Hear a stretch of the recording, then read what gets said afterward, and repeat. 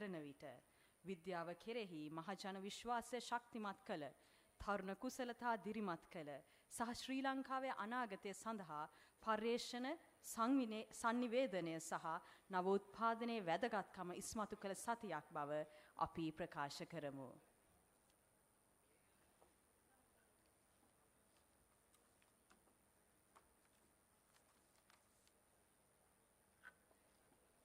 மதிப்பிற்குரிய விருந்தினர்கள், நிறுவன பிரதிநிதிகள், அறிவியல் சமூக உறுப்பினர்கள், ஆசிரியர்கள் மற்றும் மாணவ செல்வங்கள் அனைவருக்கும் எனது இனிய மதிய நேர வணக்கங்கள். இன்றைய தேசிய அறிவியல் வாரம் 2025 நிறைவு விழாவிற்கு உங்களை அன்புடன் வரவேற்பதில் நான் மிகவும் பெருமை அடைகின்றேன். யுனெஸ்கோ அறிவித்துள்ள சமாதானம் மற்றும் முன்னேற்றத்தை மையமாக கொண்ட உலக அறிவியல் தினத்துடன் இணைந்து இலங்கை ஆண்டுதோறும் நவம்பர் 10ஆம் தேதி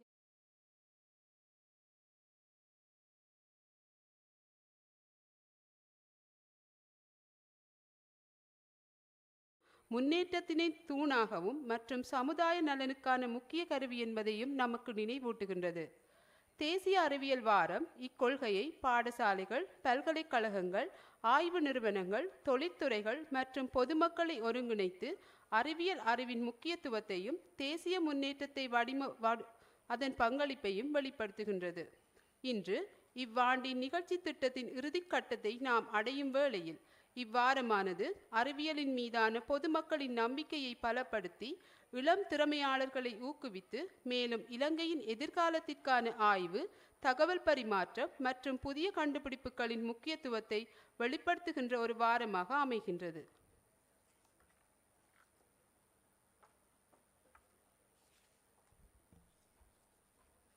Good afternoon, distinguished guests, representatives of partner institutions, members of the scientific community, dear teachers and students. It is my honor to welcome you to the closing ceremony of the National Science Week 2025. Sri Lanka marks National Science Day on the 10th November in alignment with World Science Day for Peace and Development, declared by UNESCO. Each year, this moment reminds us that science is central to evidence-based governance, sustainable development, and the well-being of the society. National Science Week expands this vision across the country by bringing together schools, universities, research institutions, industry partners, and the public to recognize the value of scientific knowledge and its role in shaping national progress. Today, as we conclude this year's program, we reflect on a week that strengthened public trust in science, encouraged young talent, and highlighted the importance of research, communication, and innovation for Sri Lanka's future. Before we begin the day's proceedings, let's take a moment to respect our motherland. Ladies and gentlemen, please rise for the national anthem.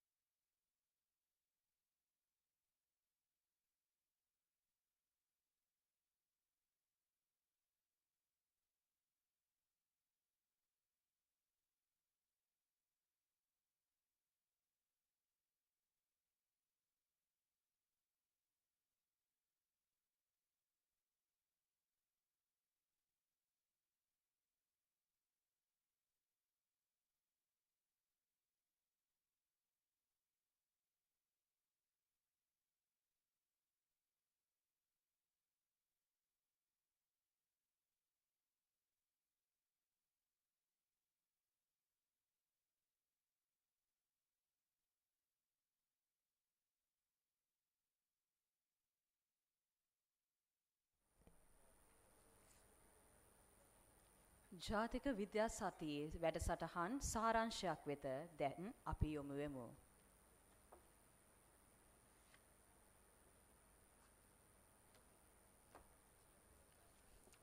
இப்பொழுது தேசிய அறிவியல் வாரம் 2025 முக்கிய நிகழ்வுகளை காணொளி மூலம் மீண்டும் ஒருமுறை பார்க்கலாம். இதோ உங்களுக்கான காணொளி. Ladies and gentlemen, let us now look back at the key moments of National Science Week 2025 through our highlights video.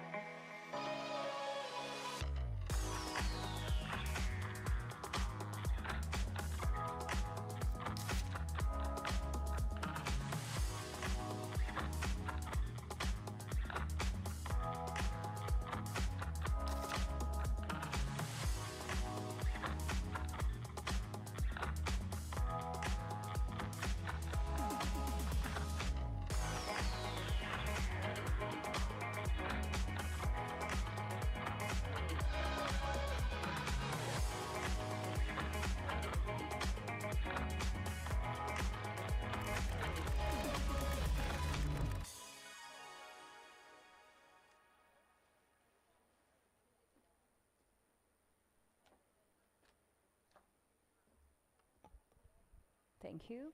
And now, ladies and gentlemen, to formally deliver the welcome address, I would like to invite Mrs. K.G.R. Kurupuarachi, Director General Research from the Ministry of Science and Technology.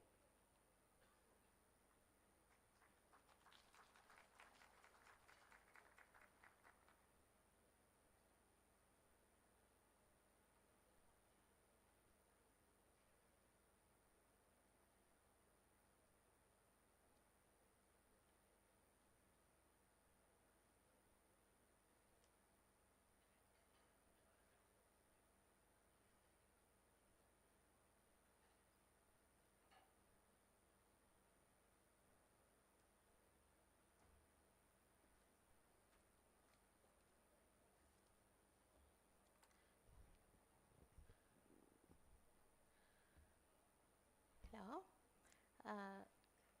A very good afternoon to all. The Honorable Minister of Science and Technology, he is participating at the parliamentary meeting, and he will be joined with us very soon.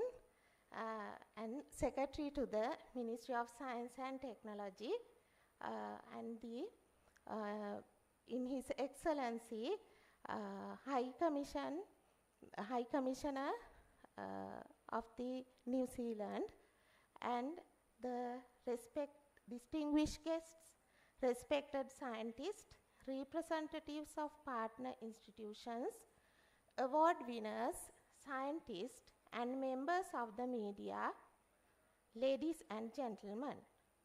It is my great pleasure to warmly welcome you to the closing ceremony of National Science Week 2025, a week that has truly brought the nation together in spirit of scientific discovery, innovation, and collaboration. Over the past 5 days, we have witnessed a remarkable series of programs held across our leading scientific and academic institutions, from the inaugural discussions on evidence-based decision-making and science diplomacy, to the open days, exhibitions, hackathon, workshops, and public forums. This has been a celebration of the best that Sri Lankan science has to offer. This year, the theme is the Building Trust, Driving Transformation, Science for Sri Lanka's Tomorrow, has been evident in every activity. Our research institutions open their doors to school children, teachers, entrepreneurs, and the general public, creating meaningful engagement and strengthening public trust in science.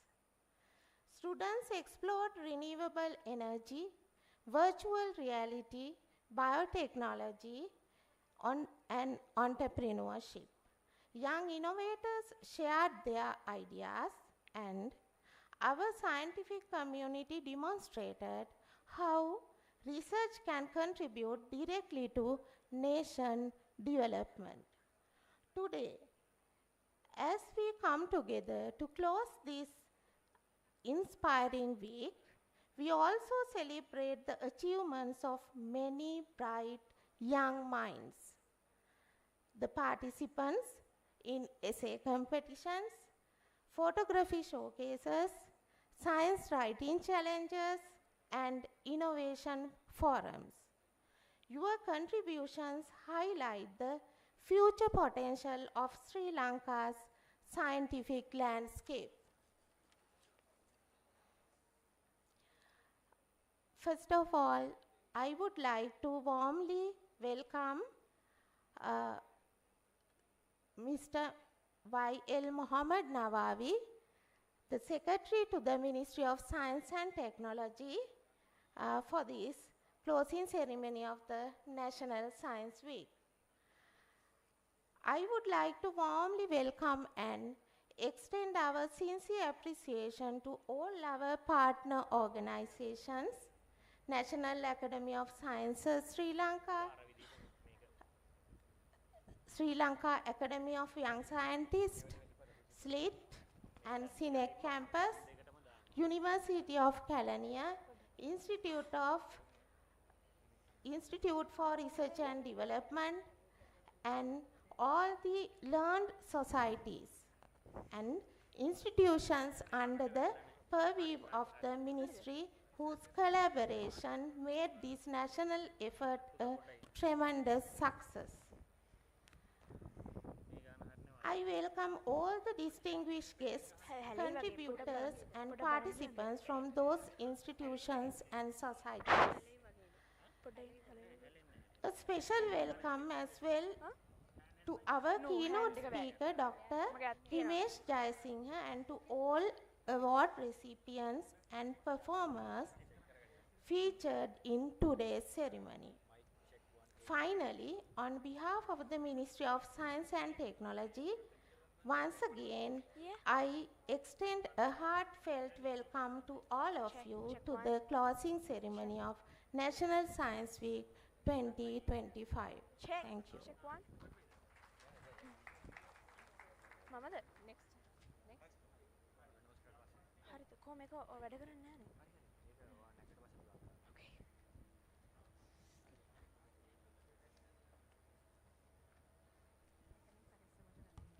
Thank you, madam, for your warm and thoughtful welcome. Check one. And now, ladies and gentlemen, we will witness a performance by Pavani Manudya Jayasinghe from Highway International School, Homagama.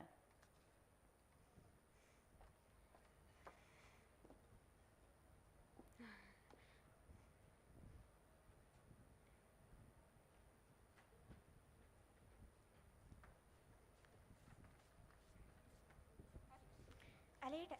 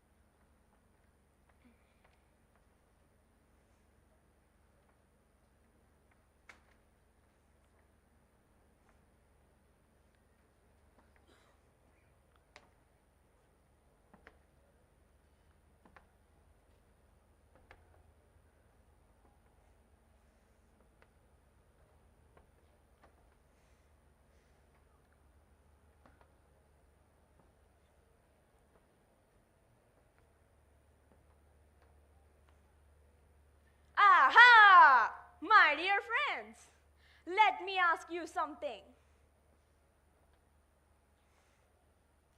What do you see when you look at a drop of water? A drop of water. Nothing. Well, let me tell you, you are wrong. You see, I, Anthony van Leeuwenhoek, am not just any Dutch clothing merchant. No.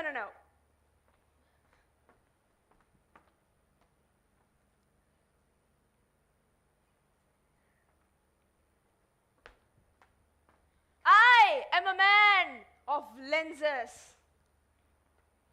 You see, while others were counting coins, I was grinding glass. While others were sipping tea,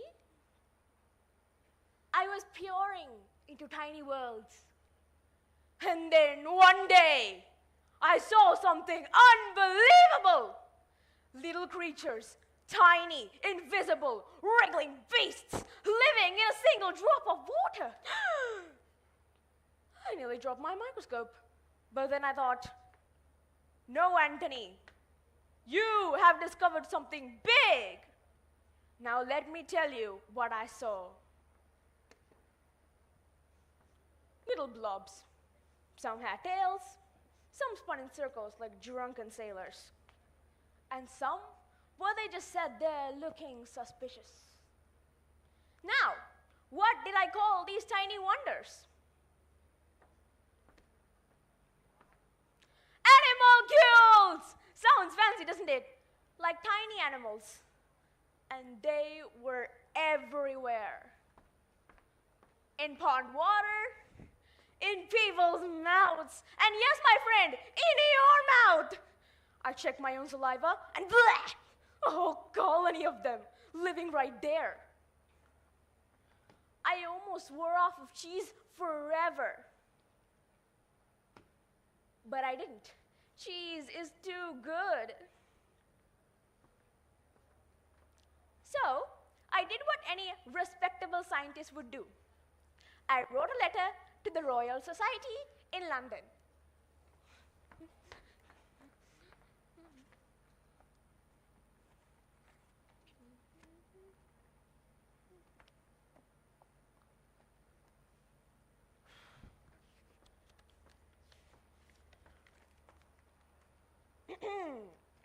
Dear sirs and madams, I have discovered tiny living organisms in pond water.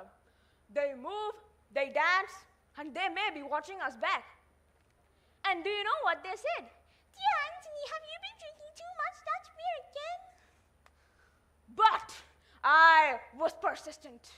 I sent them my lenses, my observations, my finest specimen jars of goo. And finally, they believed me. The world now knew there lied an invisible universe right under our noses, literally. Now, I had but this simple lens, but look at what science has today. With this, you can observe bacteria, viruses, the very building blocks of life. Imagine, if I had one of these in my day, I would have seen even smaller worlds. But still, with my simple lens, I changed history. My discoveries were not just for curiosity. They changed the world, and they still do. Clean water and health? Because of my animalcules, people learned that water is not always clean. Now, we can purify water and save millions from diseases. What about medicine and vaccines? Without my animalcules, we wouldn't know about germs. And without germs, no vaccines, no antiviruses, no soap. Imagine a world without soap. Oh, actually, don't imagine that. That's horrifying. What about cultivation? Farmers now use good bacteria to enrich soil instead of nasty chemicals, a natural solution. And most importantly, what about saving the planet? Microbes eat oil spills. They clean pollution. My little animalcules are the heroes of sustainability. My dear friends, I did not invent a grand machine. I did not lead an army. But I looked closer than anyone else. And one day, because of me, scientists will understand bacteria and viruses, and even how to stop them. But for now, just remember, the next time you drink a glass of water, it's not as empty as you think.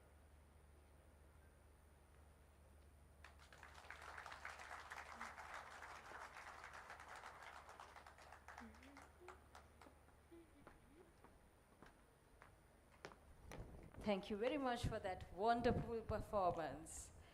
And now, ladies and gentlemen, it is my privilege to invite the keynote speaker, Dr. Himesh Jayasinghe. Dr. Himesh Dilruwan Jayasinghe is a dedicated and highly skilled researcher currently serving as a research fellow at National Institute of Fundamental Studies. With a deep passion for plant taxonomy, ecology, and conservation on both flora and fauna. Dr. Jai Singha's academic background includes a PhD in plant molecular systematics from the Faculty of Science, University of Colombo. Before pursuing his PhD, Dr. Jai Singha completed a BSc in engineering at University of Moratuwa, equipping him with a strong foundation in civil engineering, specialized in water engineering and infrastructure in 2007. He served as an irrigation engineer for 5 years in irrigation department and engaged in large-scale construction projects such as Veheragala Reservoir. Dr. Jai Singha has published several books on Sri Lankan butterflies and plants, and currently serving as a member of Butterfly Expert Committee and Higher Plant Expert Committee for National Red Listing process. He is actively volunteering in several environmental organizations while being the founder of Nature Team, University of Moratuwa, and Butterfly Conservation Society of Sri Lanka. His current interest is mainly focusing on taxonomy of angiosperms of Sri Lanka. And now, Dr. Jai Singha will speak on importance of field-based science and its utility for Sri Lanka's development through dissemination. Over to you, sir.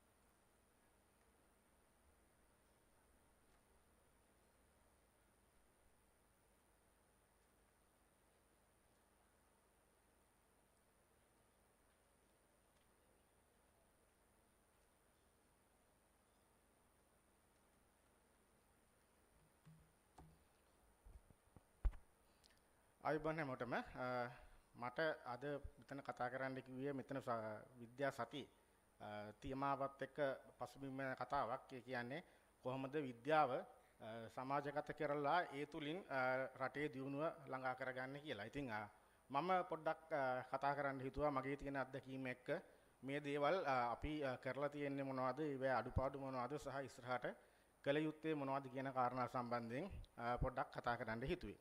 ඉතින් මම මේ වෙනකොට රාජකාරී කරන්නේ පරිශීලනය කරන්නේ plant ටැක්සොනොමි එහෙම නැත්නම් ශාක සුබෙදුකරණය කියන විෂය යටතේ.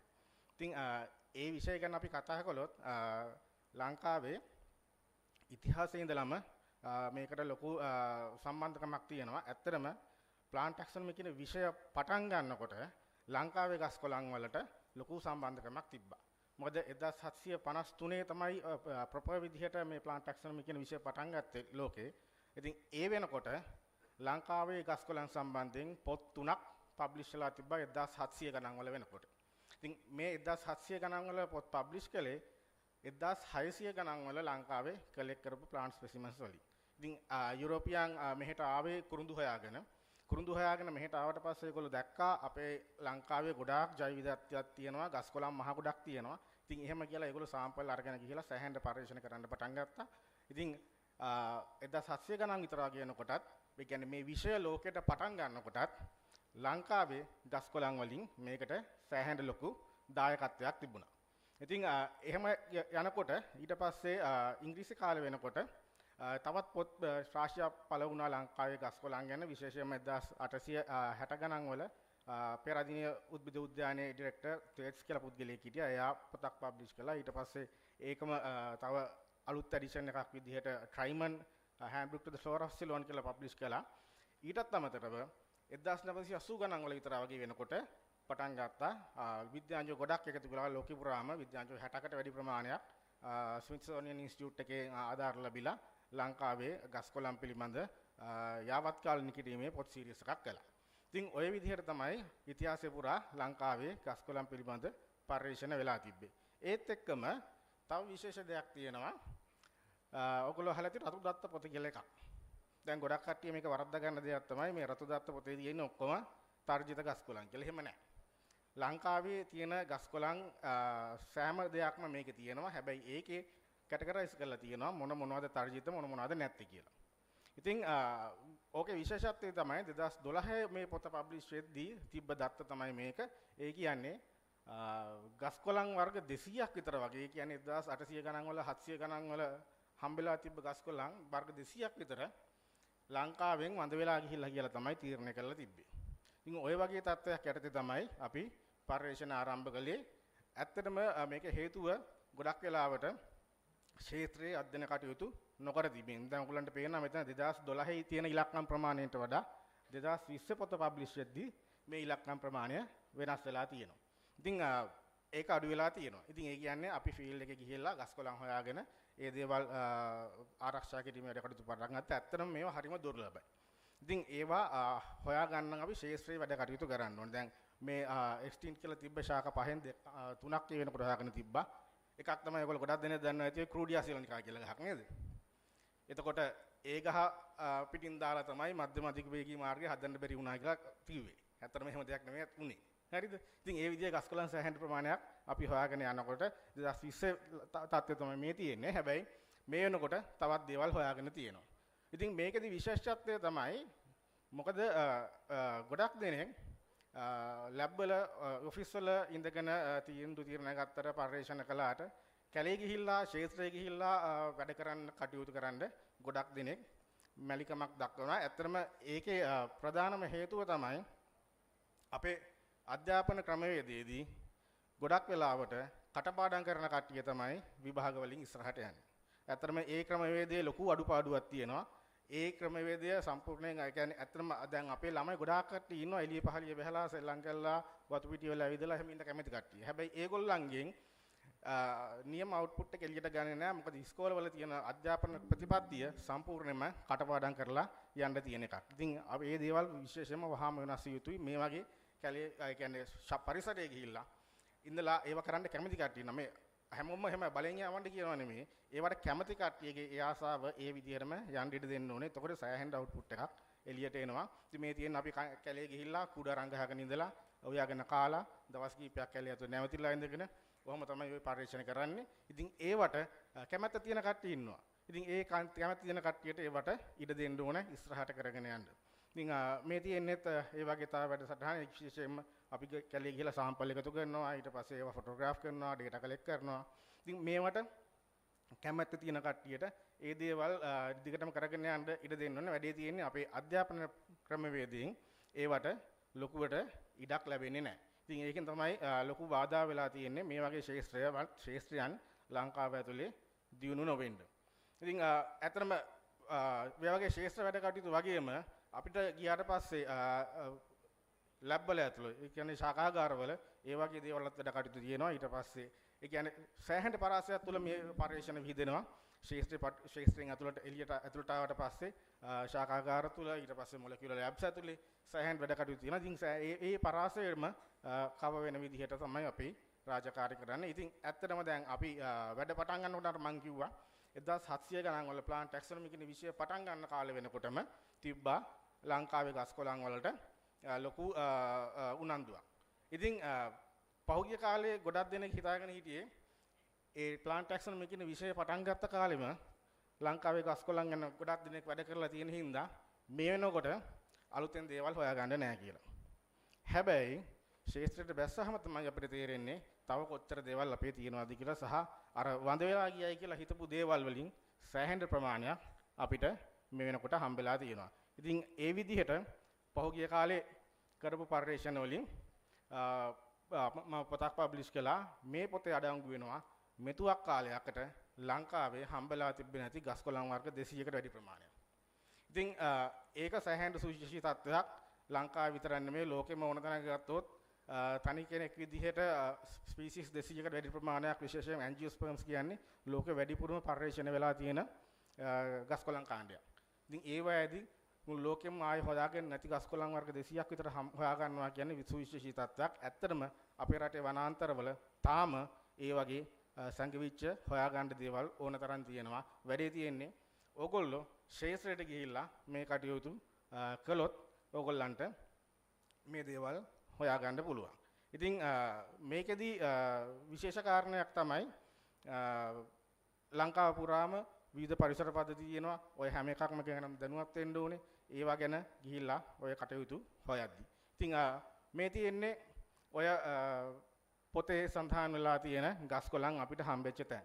මේක බැලුවාම ඔයගොල්ලන්ට පේනවා ලංකාව පුරාම විහිදීමක් තියෙනවා. විශේෂයෙන්ම දැන් අපේ ජෛව විවිධත්වය ගොඩක් වැඩි කියලා හිතාගෙන ඉන්නේ. ගොඩක් වෙලාවට පහතරට සහ කඳුකර තෙත් කලාපේ. ඒ තෙත් කලාපේ විශේෂ ප්‍රමාණයක් හම් වෙනවා. ඊට අමතරව ඌව පළාතේ පතන්වල, නිල්ගල, අම්පාර ඒ වගේ පැතිවල සහ විශේෂයෙන් කියන්න ඕනේ මේ යාපනයේ මන්නාරම වගේ පැතිවලත් ලංකාවේ මීට කලින් හම්බෙලා නොවිච්ච ගස්කොළන් සෑහෙන ප්‍රමාණයක් අපිට හම්බුණා. ඉතින් මේවට ගිහිල්ලා කවුරුත් පරිශන කරන්නේ නැහැ. ඒ හින්දා ලොකුවට මේ දේවල් හොයා ගැනීමක් සිද්ධ වෙන්නේ නැහැ. අනිත් එක අපේ පරිසර පද්ධති කිව්වහම ගොඩක් කට්ටිය හිතන්නේ කැලෑ කියලා. කැලෑ විතරක් නෙමේ පරිසර පද්ධති කියන්නේ. විවිධාකාරයේ පරිසර පද්ධති තියෙන විශේෂයෙන්ම උතුරේ කලපු තියෙනවා, ලවණ වගුරු තියෙනවා, වැලි කඳු තියෙනවා. ඕවට විශේෂිත වෙත හරිම සුන්දර, හරිම දුර්ලභ පැලෑටි ගස්කොළන් තියෙනවා.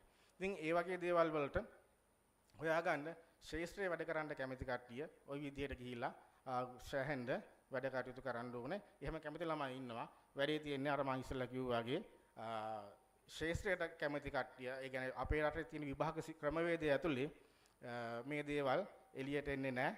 මොකද හේතුව ඒ සිලෙක්ෂන් ප්‍රොසෙස් එකේ වෙනස් දේවල් තියෙනවා. ඇත්තටම කොටින්ම කිව්වොත් මමත් ඒ ලෙවල් වලට බයෝ සයන්ස් නොකර මැත්ස් කළේ මං පාඩම් කරන්න කැමති නැති හින්දා. හරි? ඒ වුණාට ආසාව තියෙන කැලේ ඇවිදින්න. ඉතින් ඒ වගේ කට්ටියට ලොකුවට මේ දේවල් ඒ අපේ අධ්‍යාපනයේට ඒ දේවල් ඉන්ක්ලූඩ් වෙලා ගොඩක් දේවල් සිද්ධ වෙන්න ඕනේ. ඇත්තටම අපේ විශ්වවිද්‍යාල පද්ධතිය ගත්තොත් ඒකේ ගොඩක් දෙනෙක් අතිබහුතරේ මං හිතන්නේ තමන් කැමති සබ්ජෙක්ට් එක නෙමෙයි කරන්නේ. තමන් කැමති කෝස් එක නෙමෙයි කරන්නේ. එක්කෝ ගොඩක් දෙනෙක් තමන්ගේ සමාජීය බලපෑම් මත ඒ අදාළ කෝස් එක කරනවා. එහෙම නැත්නම් ඉසෙට් ස්කෝර් එක අනුව ලැබෙන සබ්ජෙක්ට් එක ගන්නවා. ඉතින් එහෙමක වෙලාවකදී ගොඩක් වෙලාවට හොඳ අවුට්පුට් එකක් හොඳට කෙනෙක් රැකිය තමන් ආසාවෙන් රැකියාවක් කරන්න දෙයකට පෙළඹෙන්නේ නැහැ. දැන් ගොඩක් කට්ටිය හිතන්නේ දැන් මැත්ස් ස්ට්‍රීම් එකෙන් ඒ ලෙවල් කළාට පස්සේ ගොඩක් කට්ටිය try කරනවා කියලා ඉංජිනේරින් යන්න. එහෙම නේද? දැන් මමත් ඉංජිනේරින් තමයි කළේ මොරටු විශ්වවිද්‍යාලේ. අපේ බෑච් එකේ මම හිතන්නේ ළමයි හිටිය 600ක් විතර. ඔය 600න් මම හිතන්නේ නෑ දැන් මේ වෙනකොට 300ක්වත් ඉංජිනේරින් ජොබ් එක කරනවා කියලා ලංකාවේ. ඕකෙන් සෑහෙන ප්‍රමාණයක් ලංකාවේ පිට ගිහිලා ඉන්නේ.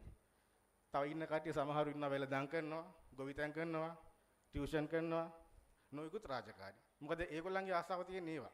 තව කට්ටිය ඉන්නවා මහාන වෙච්ච කට්ටිය. ඉතින් ඒ විදිහට නොයෙකුත් විශාල පරාසයක ඉඳලා මොකද දැන් ඒ වගේම මෙඩිසින් කරපු කට්ටිය ගොඩක් කට්ටිය දැන් ඒකෙන් සම්පූර්ණ මෙඩිසින් අතහැරලා Tamanට අදාළ ඒ විෂයන් කරන කට්ටිය ඉන්නවා. ඉතින් ඒ හින්දා ළමයින්ට තමන්ගේ ආසාවට යන්න ඉඩ හදලා දෙන්න ඕනේ. විශේෂයෙන්ම අපේ අධ්‍යාපන ප්‍රතිසංස්කරණ ඇතුලේ ඒ දේවල් සිද්ධ වෙන්න ඕනේ.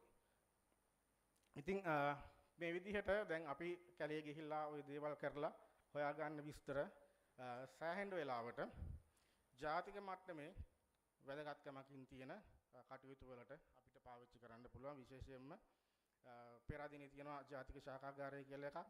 ඕකේ තමයි ලංකාවේ තියෙන ගස් සාම්පල් ඔක්කොම නිදර්ශක තැන්පත් කරලා තියෙන්නේ. දැන් මේ වෙනකොට මම සාම්පල් 4000කට වැඩි ප්‍රමාණයක් විතර තැන්පත් කරලා තියෙනවා.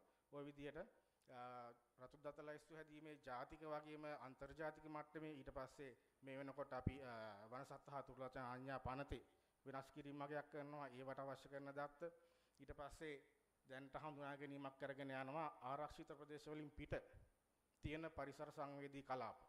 එතකොට ඇත්තටම ගොඩාක් දුර්ලභ ගස්කොළන් සත්තු ඉන්න ප්‍රදේශ හඳුනා ගන්නවා. එතකොට ඩෙවලොප්මන්ට් ප්‍රොජෙක්ට්ස් කරද්දී අපි කලින් ඉඳලා දන්නවා මේ තැන් වල රට ගහන්න හොඳ නැහැ කියලා. ඒ වගේ සෑහෙන වැඩ කටයුතු ප්‍රමාණයක් කරගෙන යනවා. විශේෂයෙන්ම ඊට අමතරව තව ඉන්නවා ඉන්වේසිව් ස්පීෂීස්. ඒ කියන්නේ පිටින් ඇවිල්ලා අපේ ආක්‍රමණකාරී සත්තු විදියට හැසිරෙන කට්ටිය.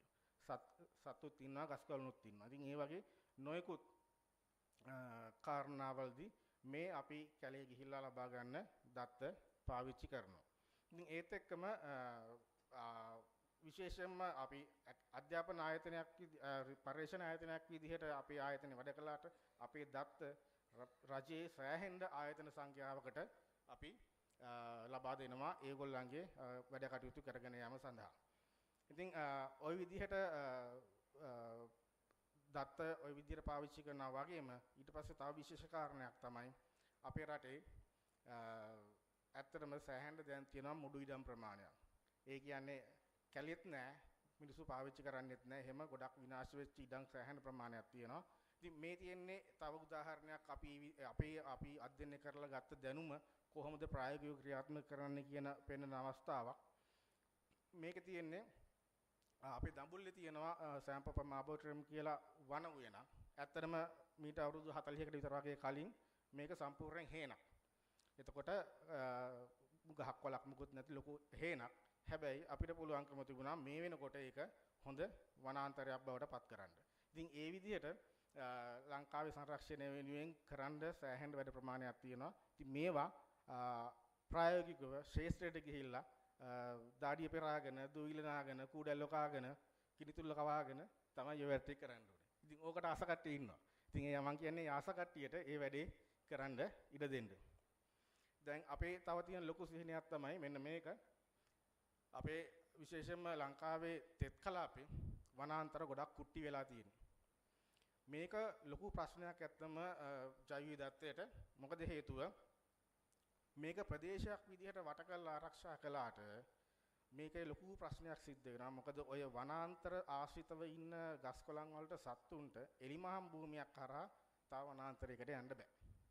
මොකද ඒගොල්ලන්ගේ පරිසර පද්ධතිය එතන නැති හින්දා. එතකොට මොකද වෙන්නේ? එක තැන ඉන්න කට්ටිය බ්‍රීඩ් වෙනවා. එහෙම බ්‍රීඩ් වෙලා ඒගොල්ලන්ගේ ජෙනටික් ඩයිවර්සිටි එක අඩු වෙනවා. එතකොට ජාන විවිධත්වයේ හායනයට ලක් වෙනවා අපි නොදන්නවා. පේන්නේ නැති වෙන්නම. හැබැයි අපි ප්‍රදේශයක් විතර වට කරලා ආරක්ෂා කළාත් වැඩක් නැහැ. ඒ ජාන විවිධත්වයේ හායනයට ලක් වෙලා ඒකේ ඉන්න ගස් කොළන් සත්තු එතනින් වඳ වෙලා යනවා.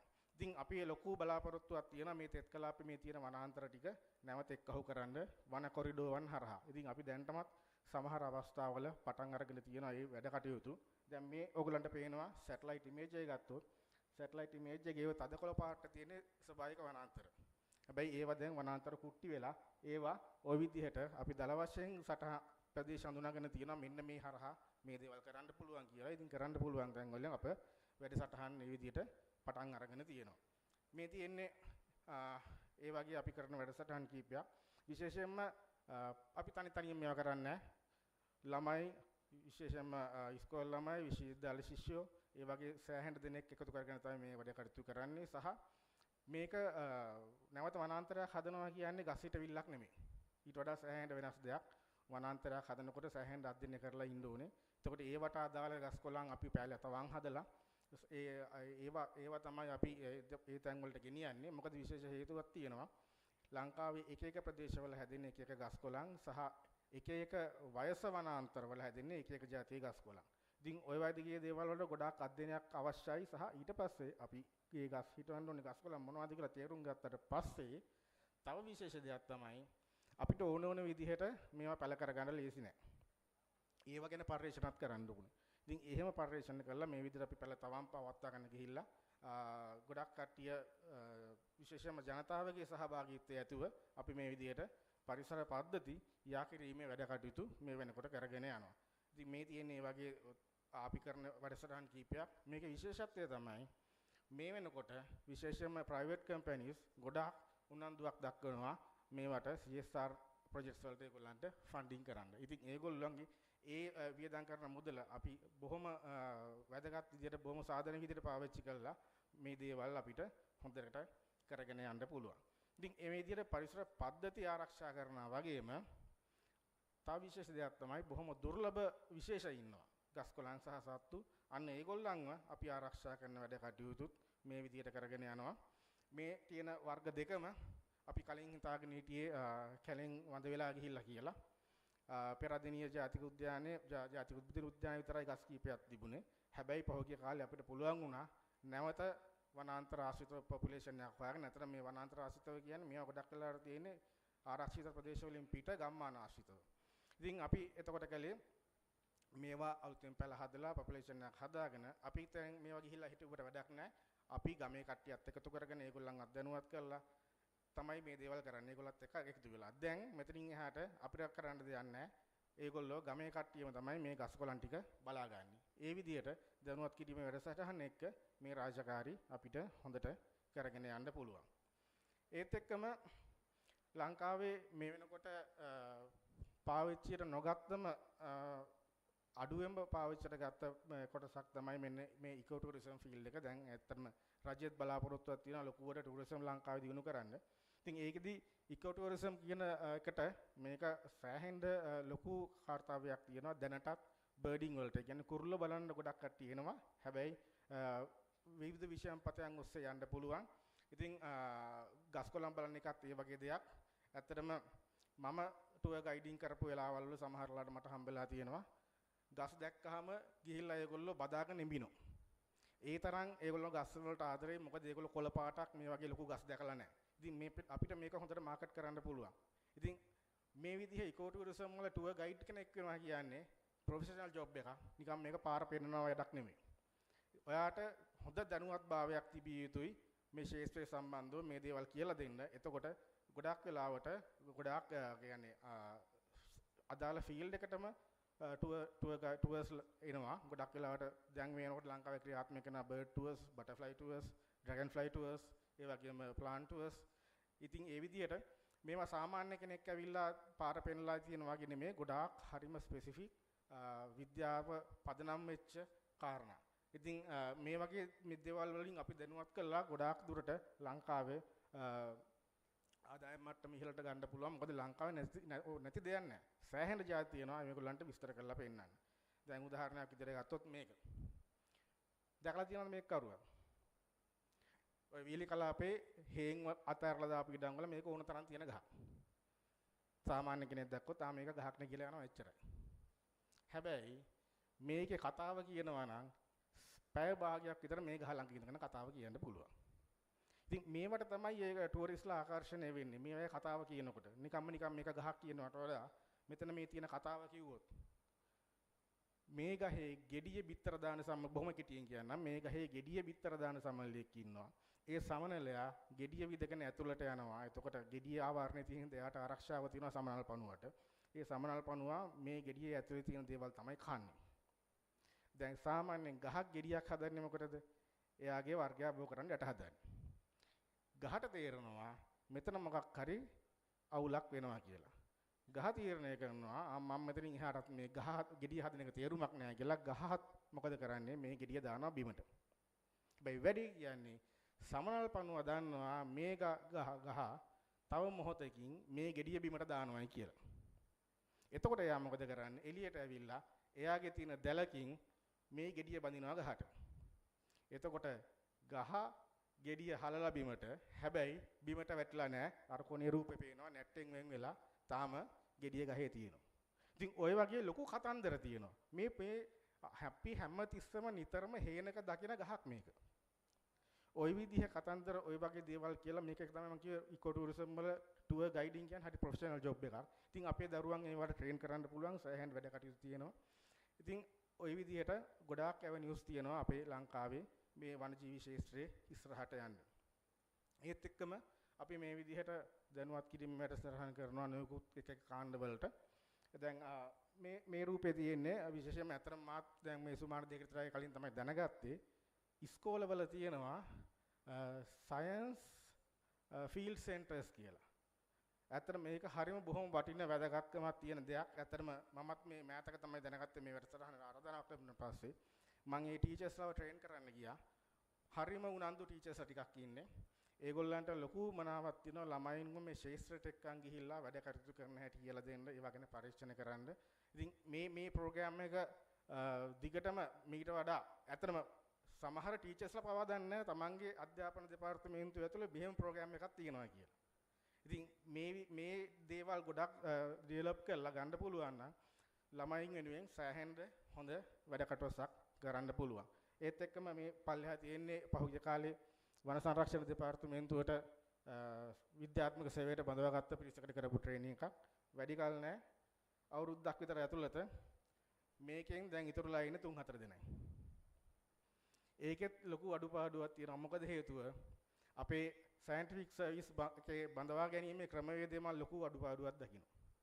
මොකද හේතුව විභාගයක් තියලා උත්තර ලියලා ඒකෙන් පාස් වෙන කට්ටිය තෝරගන්නවා. හැබැයි වන සංරක්ෂණ දෙපාර්තමේන්තුව වනජීවයක උද්භිද උද්‍යාන දෙපාර්තමේන්තුව වගේ ක්ෂේත්‍ර රාජකාරී තියෙන ආයතන වලට විභාගයක් ලියලා උත්තර ලියලා එන කට්ටිය ගැලපෙන්නේ නැහැ. ඇත්තටම ඒගොල්ලොම තීරුම් අරන් ඒගොල්ලොම අයින් වෙලා යනවා. ඉතින් මේ process එකේ ලොකු අඩුපාඩුවක් තියෙනවා. ඉතින් ඒ හින්දා field based studies තියෙන තැන් වලට ඒ විදිහට අදාළ බඳවා ගැනීමේ පටිපාටියක් අනිවාර්යයෙන්ම ක්‍රියාත්මක වෙන්න ඕනේ. මොකද රස පරීක්ෂණ දෙපාර්තමේන්තුවේ තියෙන රාජකාරිය නෙමේ වන සංරක්ෂණ දෙපාර්තමේන්තුවේ තියෙන. ඒගොල්ලෝ හැමතිස්සම කැලේ ඉන්න ඕනේ. ඉතින් ඒකට යන්න පුළුවන් කට්ටියකට ආසාව තියෙන කට්ටිය තමයි මේවට එන්න ඕනේ. තව දෙයක් තමයි දැන් අපි ගත්තොත් උද්භිද උද්‍යාන දෙපාර්තමේන්තුවට එක්සෑම් ලියලා එනවා. ගොඩක් කට්ටිය ඔය නුවර වටේ පිටේ කට්ටිය ඉල්ලනවා උද්භිද උද්‍යාන දෙපාර්තමේන්තුව. ආවට පස්සේ තමයි දන්නේ මෙන්න හම්බන්තොටත් මල් වත්තක් තියෙනවා කියලා. දැන් ඊට පස්සේ හම්බන්තොටට යන්නේ නැහැ කවුරුවත්. කොයිලේද ගෙදර ඉන්නේ කියලා බලාගෙන ඉන්නේ. ඒකට බඳවා ගන්න පරක්කු වීමේ ඇත්තටම පොඩි අවුලක් තියෙනවා. මොකද ගොඩක් කට්ටිය ඇප්ලයි කරලා එහෙම ගියාට පස්සේ කසාද බැඳලා ළමයි හදලා ළමනුත් ඉස්කෝලේ යන්න පටන් ගත්තට පස්සේ තමයි බඳව ගන්න. එතකොට තමන්ට ගෙවල් දොරවල් මාරු කරන්න වෙලාවකුත් නැහැ. ඉතින් ඒ වගේ දේවල් අනිවාර්යෙන් මීට වඩා කාර්යක්ෂම ක්‍රමවත් විදිහට ඒ දේවල් සිද්ධ වෙන්න ඕනි. ඉතින් ඒත් එක්කම අපි ගොඩක් වෙලාවට සමාජයට ජනතාව දැනුවත් කිරීමට සරණ විදිහට YouTube, ඊළඟට Facebook, videos, documentaries වගේ දේවල් නිතරම කරනවා. ඒකෙන් ගොඩක් කට්ටිය දැනුවත් වීම සිද්ධ වෙනවා. ඒ ගස්කොළන් හඳුනා ගැනීම දැන් Facebook groups එහෙම පවා ගොඩක් තියෙනවා. ඒත් එක්කම දැන් ගොඩක් වෙලාවට යන ට්‍රෙන්ඩ් එක තමයි ඔය පොඩ්කාස්ට් කරනවා, බ්ලොග්ස් කරනවා. ඉතින් ඒ වගේ දේවල් හරහා අපි ගොඩක් වෙලාවට ජනතාව දැනුවත් කිරීම සිද්ධ කරනවා. ඒ වගේම සාමාන්‍ය ක්‍රමවේදයක් ගත්තොත් අපි පත්තර හරහා ඒ වගේ දේවලුත් අපි ගොඩක් සිද්ධ කරනවා. ඒත් එක්කම දැන් අපි මේකත් කතා කළේ එක විෂයක් සම්බන්ධයෙන් විතරයි. හැබැයි තව ශාස්ත්‍රයේදී තව කතන්දරයක් තමයි එක විෂයක් විතරක් දැනගෙන හිටියට බෑ. තමන් එක ශාස්ත්‍රයක එක්ස්පර්ට් කෙනෙක් වෙන්න පුළුවන් එක හරි. හැබැයි අනිත් වටේ පිටේ දේවල් ගැනත් පොදු අවබෝධයක් තියෙන්න ඕනේ. ඇත්තටම අපේ විශ්වවිද්‍යාල පද්ධතිය ගොඩක් වෙලාවට නොවන දෙයක් තමයි එක එක ෆැකල්ටිස් අතර කිසිම සම්බන්ධයක් නැහැ. ගොඩක් වෙලාවට ගහමරා ගැනීම තමයි තියෙන්නේ. ඒගොල්ලෝ අතර එකට ඉවෙන්ට්ස් සංවිධානය වීමක් සිද්ධ වෙන්නේ නැහැ. එතකොට Taman දන්න දෙයට වඩා අනිත් කට්ටිය වෙන දෙයක් දන්නවා කියන එකේ ගරුත්වය යන්නේ නැහැ ඒගොල්ලන්ට. හරිද? එතකොට දැන් අපිට ඕන වෙලාවක අපේ හැම යාළුවෝ ඉන්න අපි නොදන්න දෙයක් වුණොත් තිබ්බොත් අහගන්න යාළුවෝ හටි ඉන්නවා. මේ වගේ ඉවෙන්ට්ස් තියෙනවා නම්. ඉතින් ඒ වගේ යුනිවර්සිටිස් අතර ෆැකල්ටිස් අතර පොඩි ඉවෙන්ට්ස් සංවිධානය කරනවා නම් මේ විදිහේ දේවල් ගොඩක් කරගන්න පුළුවන්. ඇත්තට මේ උදාහරණය මම එක්ස්ප්ලেইন කරන්නම්. මේක ඇතුලේ තියෙනවා ගොඩක් කට්ටිය අපේ පරණ වාරි මාර්ග ක්‍රමයේ කිව්වහම හිතන්නේ මේක ගොඩක් ඉංජිනේරු හාස්කමක් කියලා. මේකේ ඉංජිනේරින් විතරක් නෙමෙයි. මේකේ ක්ලයිමැටොලොජි තියෙනවා, මේකේ ජියොලොජි තියෙනවා, මේකේ සෝෂියොලොජි තියෙනවා. හරි? මේකේ ෆොරස්ට්‍රි තියෙනවා. සෑහෙන පරාසය පුරා විහිදෙන කතාවක් තමයි මේ තියෙන්නේ. මේ ප්‍රොජෙක්ට් එක කෙල්ලේ ක්‍රිස්තු වර්ෂ 6 වෙනි සියවසේ. හරිද? මොකද්ද ප්‍රොජෙක්ට් එක? මහවැලි වතුර ගෙනියන්න ඕන උනා කන්තලයට. හරි? ඇයි මහවැලි වතුර ගෙනියන්නේ? ඒක පළවෙනි කතන්දරය.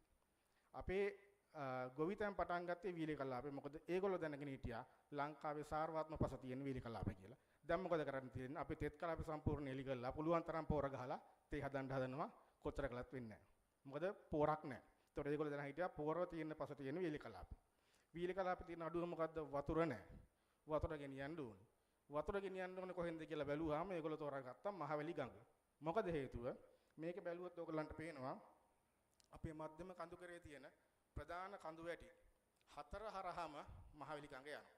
එතකොට මහවැලි ගඟට පුළුවන් නිරිත දිගේ මෝසම් වතුර ගන්නත් ඒ වගේම ඊසාන දිග මෝසමේ වතුර ගන්නත්. හරි? එතකොට මේ වතුර ගෙනියන්න ඕනේ කන්තලයට. හරි? එතකොට මහවැලි ගඟේ පහළින් වතුර ගත්තොත් කාන්තලයට වතුර ගෙනියන්න බෑ. උස මට්ටම අඩුයි. හරි? එතකොට මේගොල්ලෝ ක්‍රමයක් කළා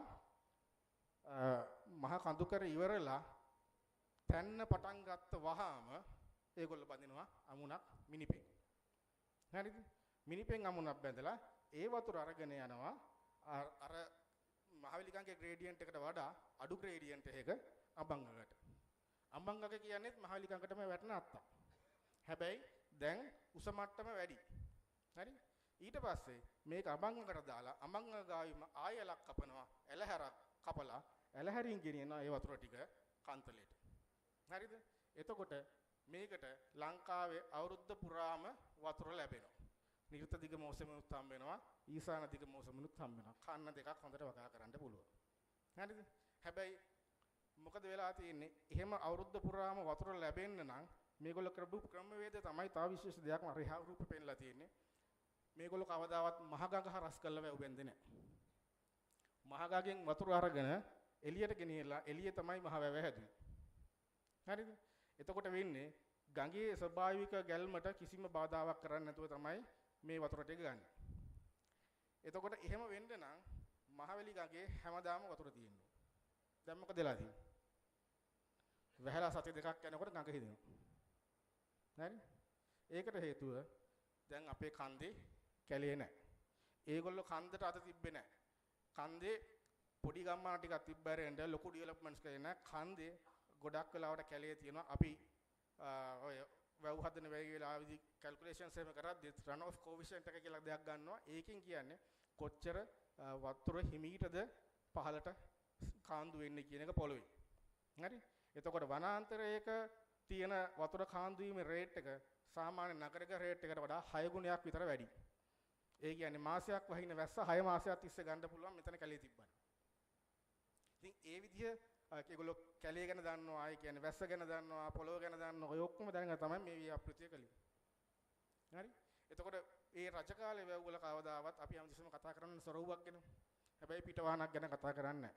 මොකද හේතුව? ඒගොල්ලන් ලොකුවට පිටවාහනක් දාන්න ඕනේ නැහැ. මහගඟ හරස් කරලා නැහැ ඒගොල්ලෝ කවදාවත්.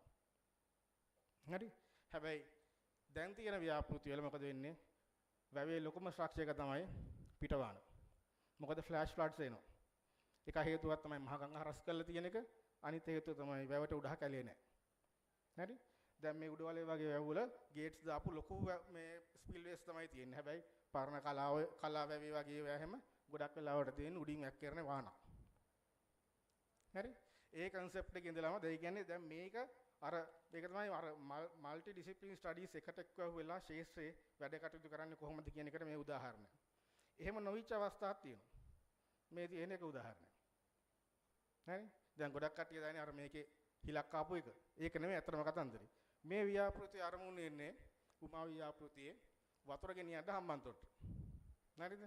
එතකොට ඒ concept එකම fail. මොකද උමාවයට වැස්ස ලැබෙන්නේ තීසානදික මෝසමෙන්. හම්බන්තොට වව් ටික පිරෙන්නේ තීසානදික මෝසමෙන්. ඒ කියන්නේ අරින් වතුර ගෙනාවට වැඩක් නැහැ. ඒ වෙනකොට ඒ කාලෙදී හම්බන්තොට වතුර ටික පිරලා. හරිද?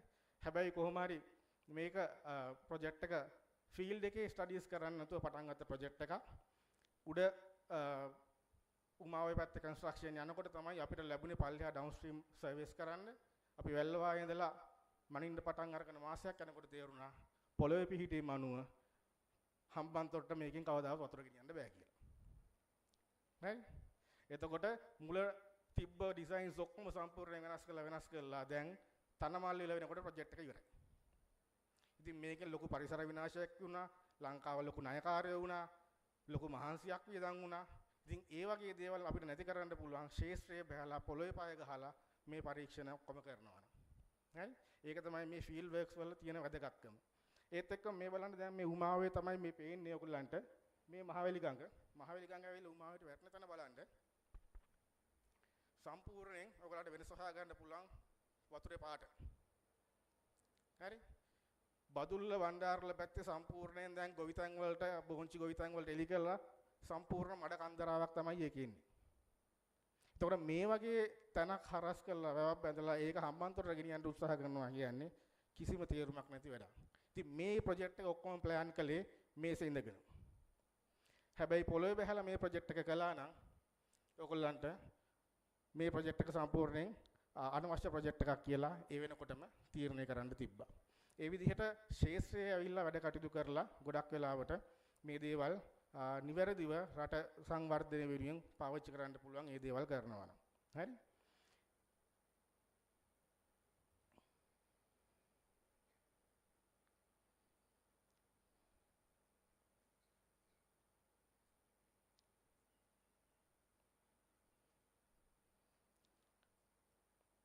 ඒත් එක්කම තව දෙයක් තමයි අපි දෙයකට ආදරය කරන්නත් ඕනේ ඒක දැනගෙන. සමහර කට්ටිය වැඩි හොඳට මෙන්න මේ වගේ දේවල් කරනවා. ඒකෙන් වෙන්නේ ඇත්තටම පරිසරය විනාශ වෙන එක. ඒකින්ද දැනුවත්භාවයකින් යුතුව තමයි පරිසරයට ආදරය කරන දේ උනත් කරන්න ඕනේ. ඒකට ඔය ගොඩක් වෙලාවට ශේෂ්ඨ දැනුම අවශ්‍යයි. දැන් මේ විදිහට ඒ ස්වභාවික පරිසරය නැති දෙයක් එතනට ගිහලා හඳුන්වා දුන්නොත් වෙන්නේ පරිසරය සම්පූර්ණයෙන් තවත් විනාශ වෙන එක. ඉතින් ඒ වගේ දේවල් හින්දා අපි ගොඩක් වෙලාවට ජනතාව දැනුවත් කිරීම වැඩ කටයුතු කරන්න සිද්ධ වෙන්නේ ඒ විහිඳා. ඒත් එක්කම පරිසරයට ආදරය කරනවා වගේම මේකේ වැදගත්කමක් නොදන්න කට්ටිය හින්දා වෙන දේවල් තමයි මේ තියෙන්නේ. මේ දැන් සුමානකට විතර වගේ කලින් මම ගත්ත ෆොටෝ එකක් මාතර බදුළු කැලේ. එකම තැන කැලිය බෝඩ් දෙකම තියෙනවා. මේක හොඳට බැලුවොත් ඔයගලන්ට පේනවා පරණ බෝඩ් එකේ හෙක්ටයාර 250ක් තිබිලා තියෙනවා ඒ කැලේ. අලුත් බෝඩ් එකේ තියෙන හෙක්ටයාර 100යි. මේ අවුරුදු 10ක් 15ක් ඇතුළත. හරි? ওই විදිහට වනාන්තර සෑහෙන විනාශ කිරීම කරනවා. මේ බදුළු කැලේ කියන ওই පොඩි කැලේ මට හම්බුණා මේ වෙනකොට විද්‍යාත්මක ලෝකෙට නම් කරලා නැති ගස් කොළන් වර්ග 7ක්. ඉතින් ওই විදිහට කැලෑ විනාශ කිරීමෙන් කොච්චර අපිට විද්‍යාත්මකව හඳුනා නොගත්ත මට්ටමේ ගස් කොළන් සත්තු පවා විනාශලා යන්න පුළුවන්. ඉතින් ඒ හින්දා මේ වගේ දේවල් අපි ශේෂ්ත්‍රයට බහැලා වැඩ කටයුතු කරනවා නම් ওই වගේ ගොඩාක් දේවල් අපිට හොයාගන්න පුළුවන්. ඒ වගේම නියම විදිහට රටේ සංරක්ෂණයට වගේම සංවර්ධනයටත් මේ වගේ දේවල් යොදා ගන්න පුළුවන්. එහෙමනම් බොහොම ස්තුතියි කතාව අහගෙන හිටියට මගේ කතාව මෙතනින් අවසන් කරනවා.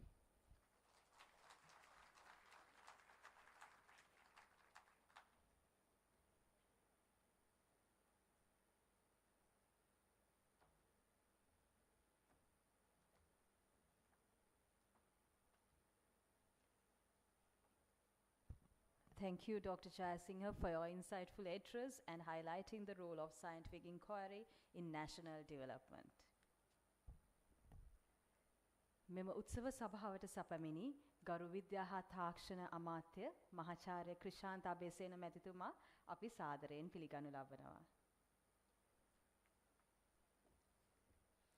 இப்பொழுது விஞ்ஞான மற்றும் தொழில்நுட்ப அமைச்சர் கௌரவ பேராசிரியர் கிருஷாந்த அபேசிங்க அவர்களை இந்நிகழ்விற்கு அன்புடன் வரவேற்கின்றோம்.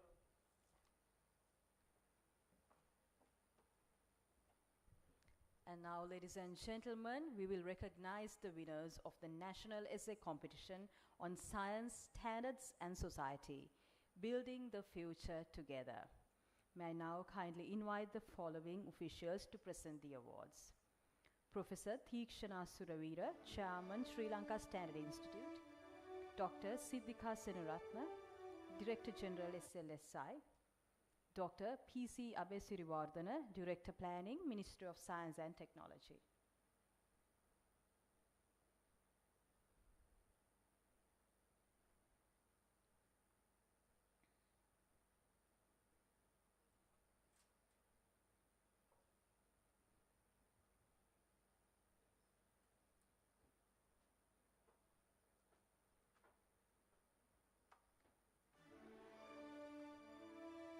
And now, ladies and gentlemen, let me announce the winners. National level, third place goes to Fatima Zaitoon Moise from Hybro College, Panadura.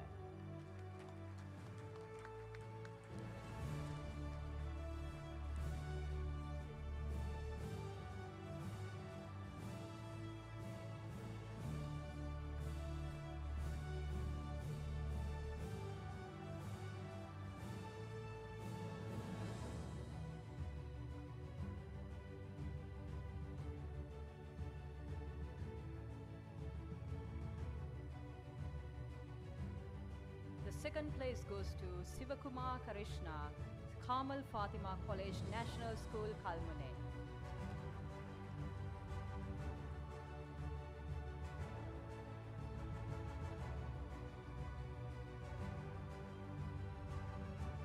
And the first place goes to Nethmi Shehara Fernando from Nigambo South International School, Nigambo branch.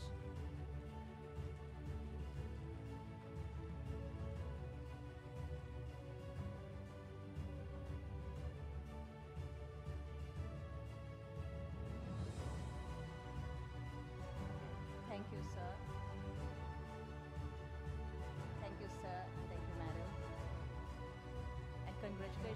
all the winners. Next, we honor the winners of the photography competition, Science in Nature Through the Lens. May I now kindly invite Mr. Mahesh Gammampila, Additional Secretary, Development and Innovation, to present the awards.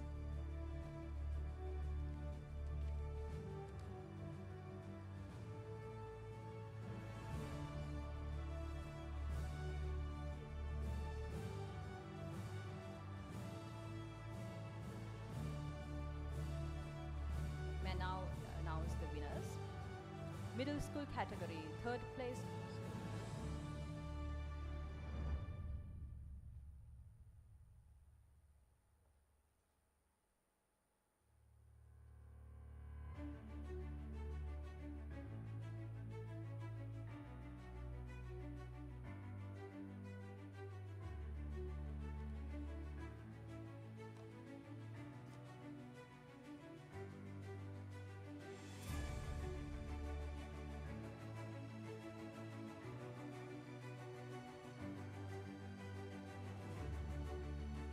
Also, I would like to invite the following officials to join Professor to join him.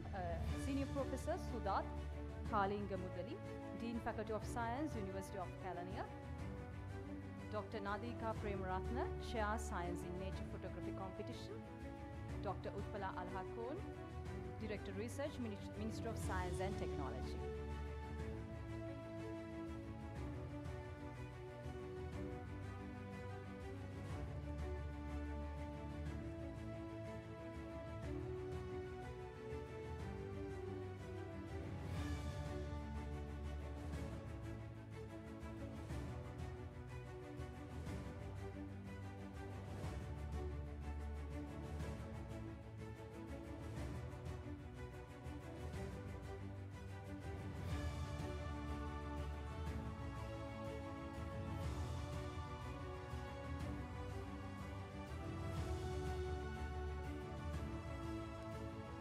Now let me announce the names of the winners.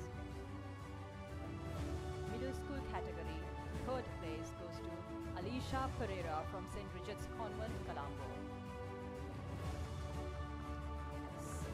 And the second place goes to Savitya Rajapaksha from Muses College, Colombo 7.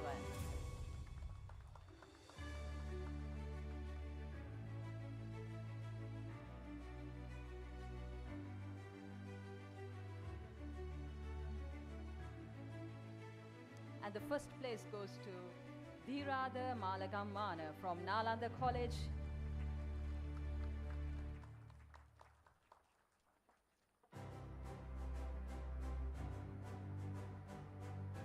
Upper school category. The third place goes to Basilu Lianagay from Sri Chandananda College, Buddhist College, Kandy.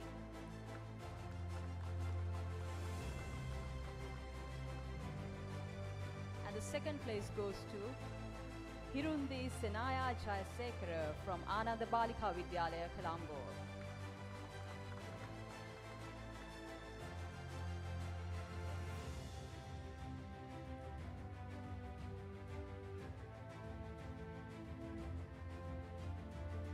And the first place goes to Dimat Kahatapitia from Nalanda College, Colombo 10.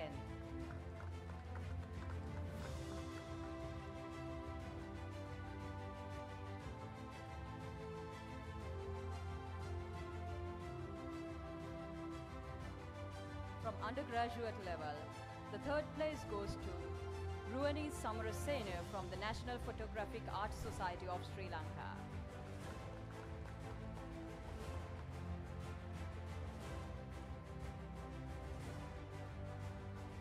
The second place goes to Janit Chandra Bandara from Rajarata University, Sri Lanka.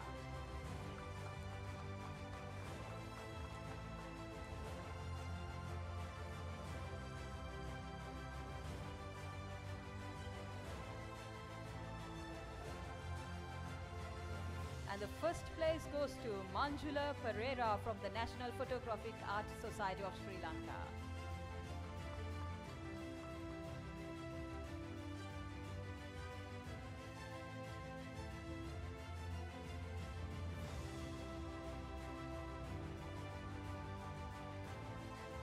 Under the open category, the third place goes to Tharusha Kaluarachi.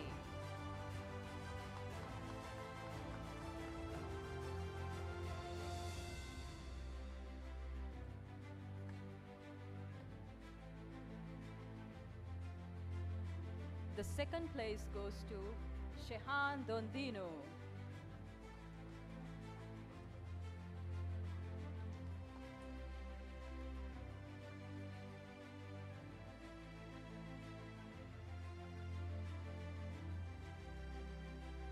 And the first place goes to Ravindu Athanayaka.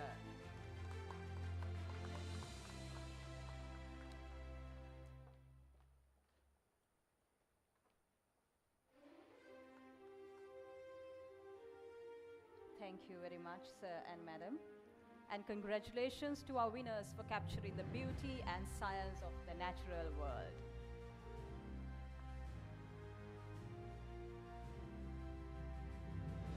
And now, ladies and gentlemen, please enjoy a cultural performance presented by the Department of Cultural Affairs.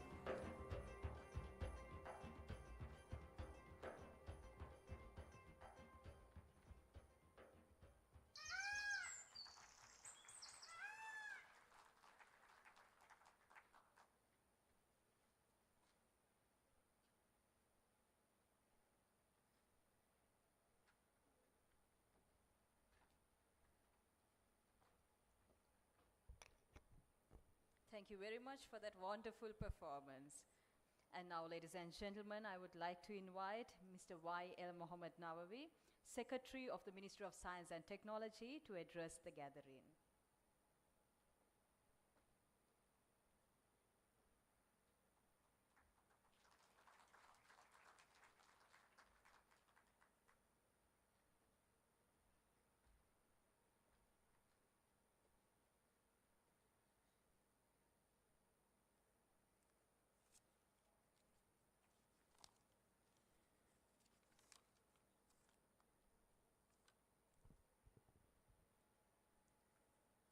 Good afternoon to you all.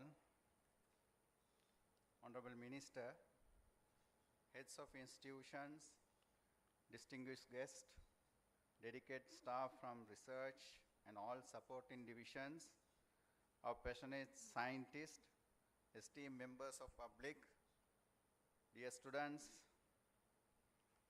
it gives me immense pleasure as the Secretary of the Ministry of Science and Technology to stand here today at the culmination of a truly remarkable and inspirational event, the National Science Week 2025.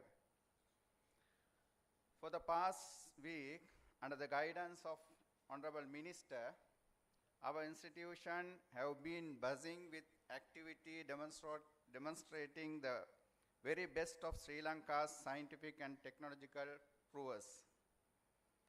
From workshops in renewable energy to public engagement on evidence-based decision-making, the sheer variety and quality of the programs reflect the synergy and dedication across all our affiliated bodies. I must offer my special thanks to the research division of the ministry and all the supporting divisions whose meticulous planning and tireless execution ensured every event from the inaugural forum to the Innovate to Impact showcase was a resounding success. This week has been a powerful testament to our ministry's commitment to placing science, technology, and innovation at the very core of our nation's sustainable development agenda. Our theme, Building Trust, Driving Transformation, Science for Sri Lanka's Tomorrow, speaks directly to the dual mission of science today. One is building trust. In an age of information overload, science must remain the unquestionable source of truth.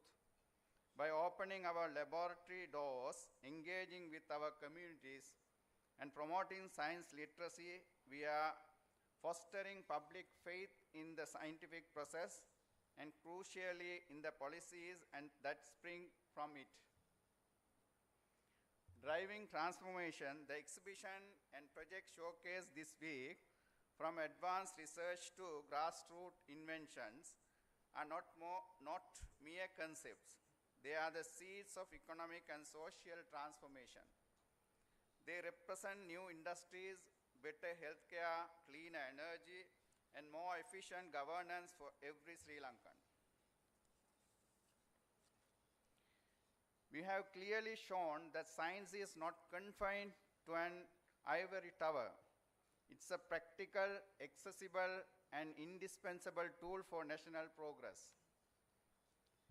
While this ministry is proud to initiate and coordinate the National Science Week, we understand that its true success rests on the foundation of partnership.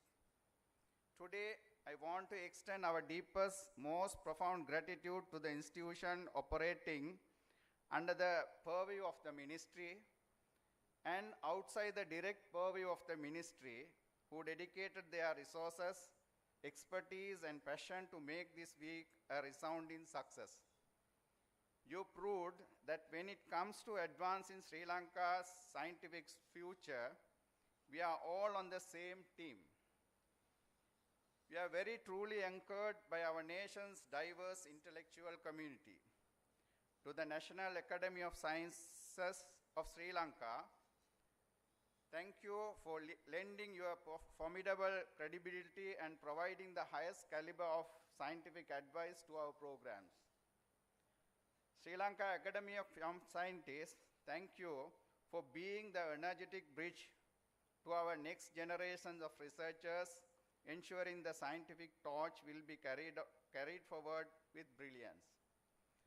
Sri Lanka Institute of Information Technology, thank you for showcasing the cutting edge of digital science and AI, reminding our youth that technology is the language of the future. The CINEC, thank you for demonstrating how science underpins practical essential fields like logistics and maritime studies, linking the lab directly to the economy and industry. The Institute for Research and Development, thank you for conducting a workshop on ethic research with the participation of several academia. And the Industrial Management Department at the University of Kelaniya, thank you for allowing the public to glimpse the deep foundational work being done in our universities, work that tackles complex national challenges by conducting hackathon and school student and hackathons to school students and the university students. Each of these institutions contributed a unique, irreplaceable piece of this national event. As the National Science Week comes to a close, the work of science does not stop. Let the inspiration from this week be the fuel for our ongoing efforts. Our scientists and researchers, I urge you to continue to pursue knowledge with passion and integrity. Our institutional heads continue to foster an environment where risk-taking and collaboration are rewarded. And to the public, continue to engage with us. Your questions, your challenges, and your support are vital to ensuring our science truly serves the people. Let us promise to sustain this momentum of cooperation. May the spirit of scientific inquiry and collaboration continue to illuminate Sri Lanka's path to tomorrow. Congratulations on a fantastic and impactful week. Thank you all.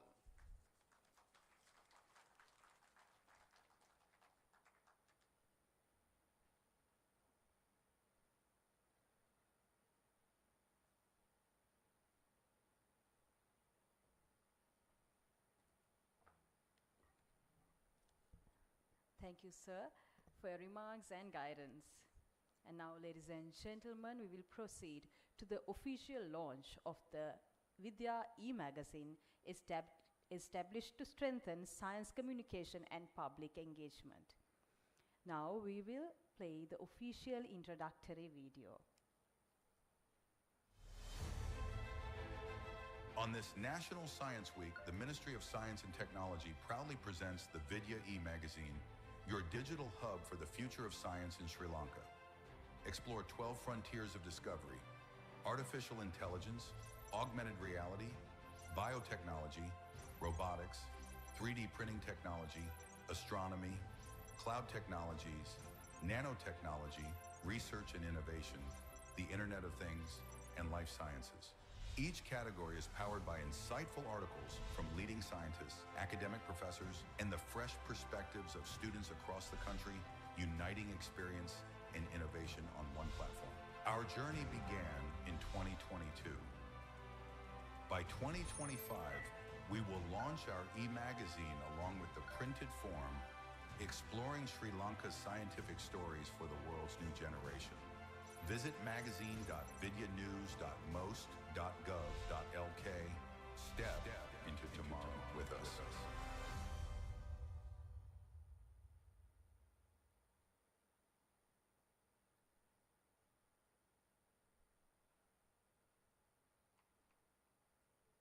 Thank you.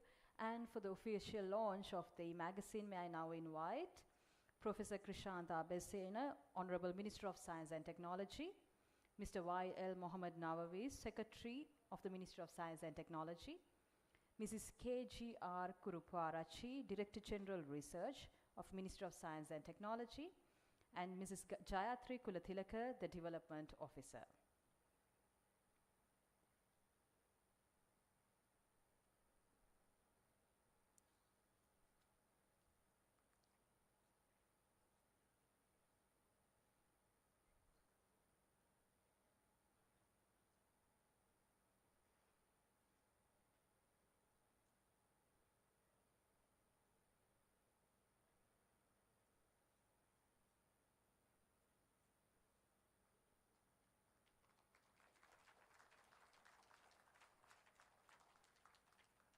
Thank you.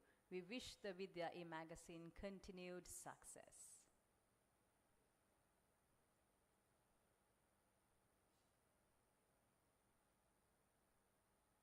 And now, ladies and gentlemen, a special printed copy of the Vidya e-magazine will be presented to the Honorable Minister of Science and Technology by Mrs. Jayatri Kulathilaka, the developer of the magazine.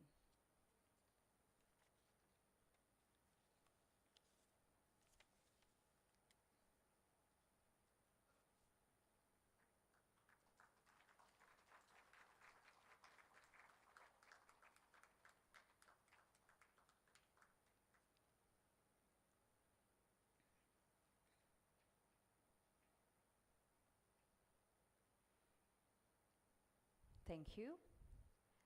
Ladies and gentlemen, we will now recognize the winners and reviewers of the Vidya e-News article contest. May I invite the following officials to present the awards. Mr. Y.L. Mohammed Nawawi, Secretary, Ministry of Science and Technology. Mrs. K.G.R. Kuruparachi, Director General Research. Mrs. Buddhika Silva, Director Research. Mrs. Dulhani Soiza, Director Planning, Vidata. Mrs. Kalani Dhanasekara, Senior Assistant Secretary, Ministry of Science and Technology.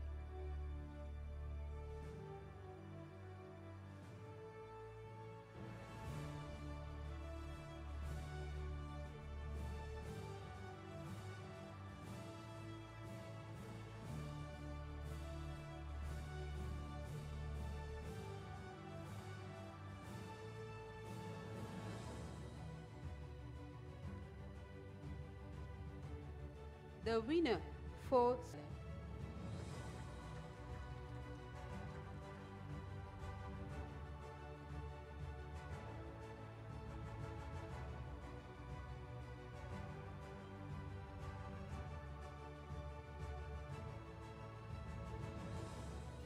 under grade 9 to 10 category goes to MG Shashni Mallika from Salia National School.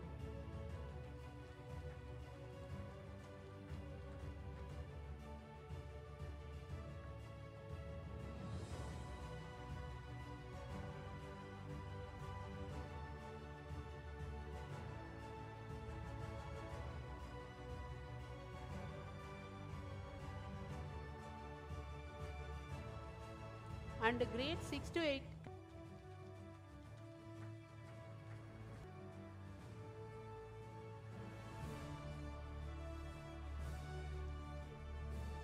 under the open category goes to PG Prabhani Dilhara Dharmashri from University of Vocational Technology, Ratmalana.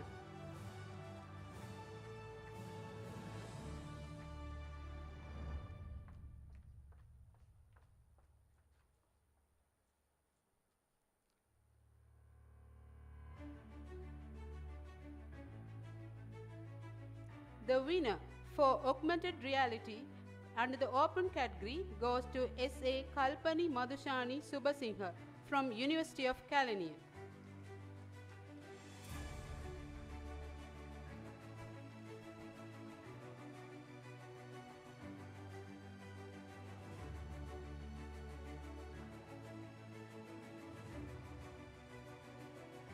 Artificial Intelligence from grade 6 to 8. Nethuja Sandev Gunawardhana from Taxila Central College, Horana.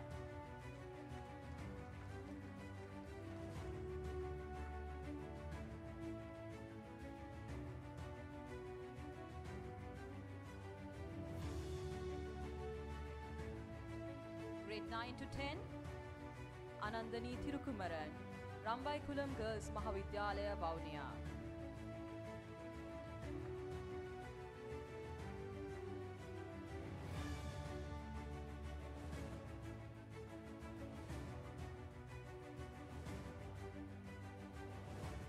Grade 11 to 13, Shamika Nethmina Piris from Mahanama Mahavidyalaya Panadura.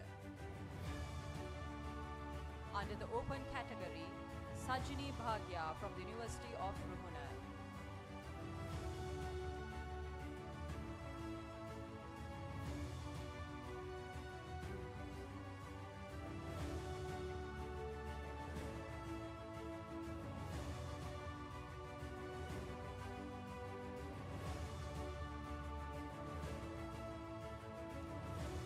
Life Science under grade 6 to 8 category goes to M.Y. Sumaya from Pottuhera Muslim Vidyal.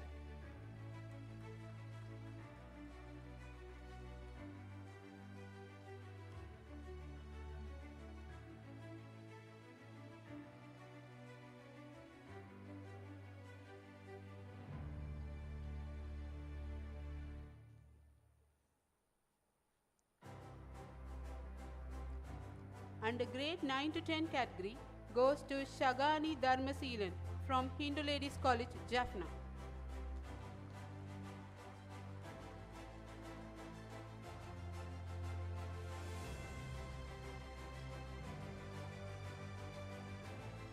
Under grade 11 to 13 category goes to Ahmad Lebe Mohammad Inshaf from Muslim Madhya Mahavidyalaya, Sammandura.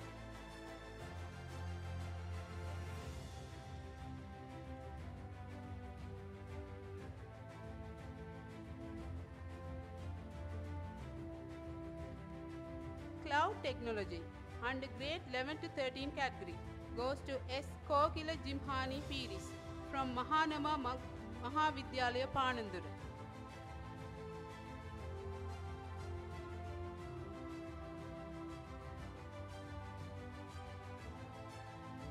Under open category goes to Jadushan Ravindran from University of Moratuva. Nanotechnology under 6 to 8 Bihandu Lianarachi, St. Benedict's College.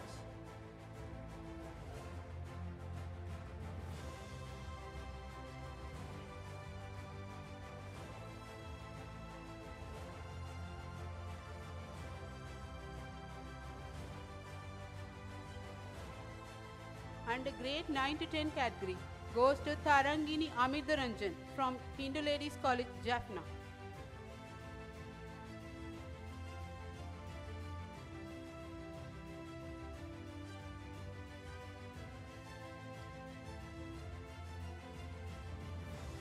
Under open category goes to Samudriga Athanayaka from MPhil Research Candidate, Department of Biochemistry, University of Sri Jayawardhanapura.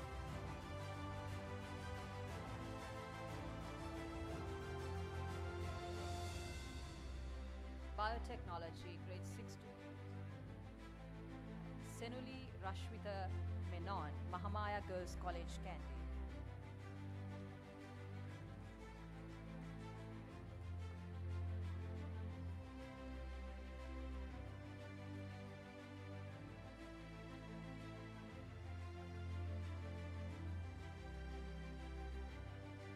Grade 11 to 13, Bethuli Dahamde, Buddhist Ladies College, Colombo. And under open category, Miss S. Nishika Bandara from the University of Kelaniya, Sri Lanka.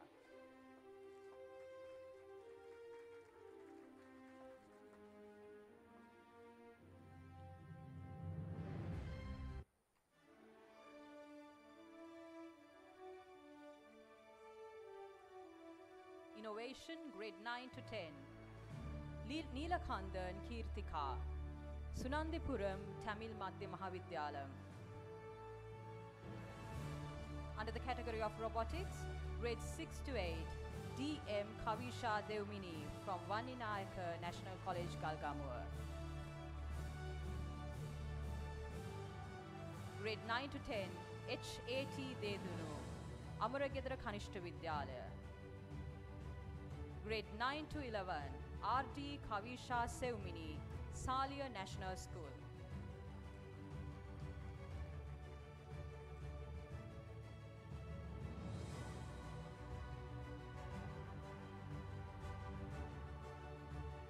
Under the category of 3D printing technology, grades 6 to 8, Ravindran Saturshika, Rambai Kulam Girls Mahavidyalaya.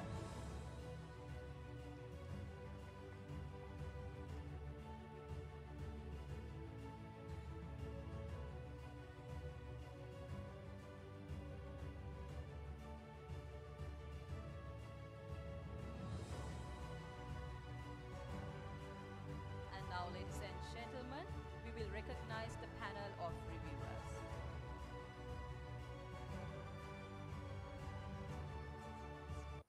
Mr. Bathur S.M. Jishan,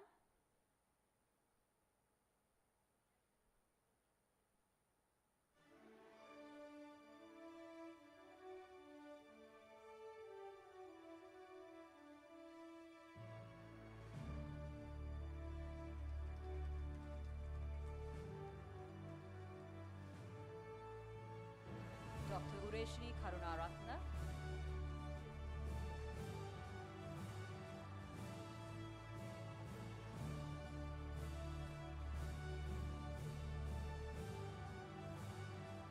Mrs. Sankani Heenkenda,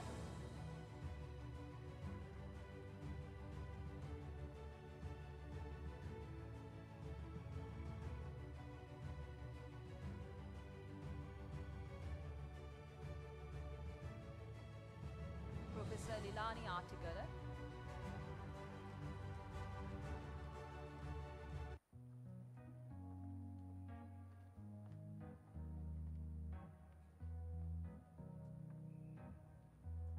Dr. Sumudu Mapa,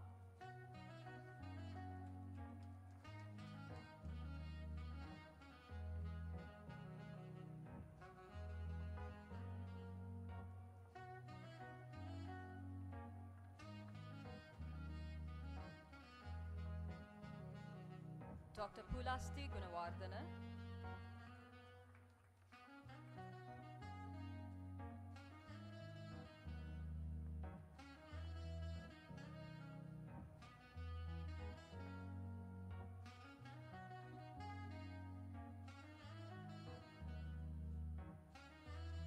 Dr. N.T. Veeravarna,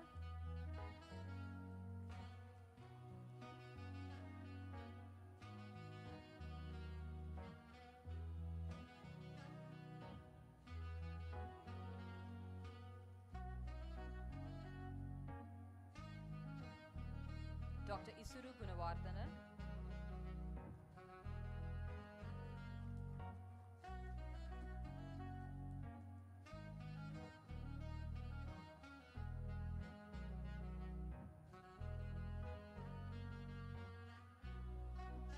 Ms. Tajuddin Tahira,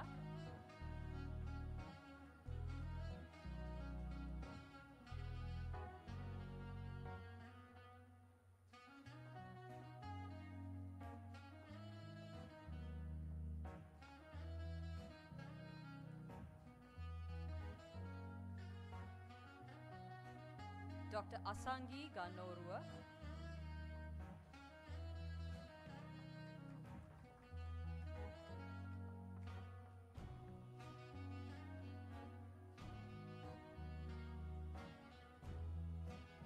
Dr. Nirosha Disanayaka,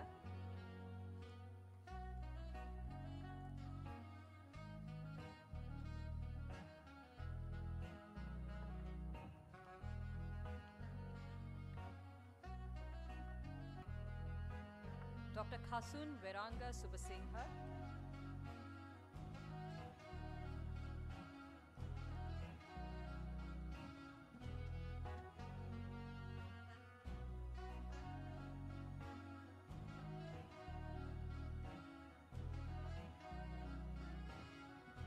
Dr. Mohammad Mufassirin,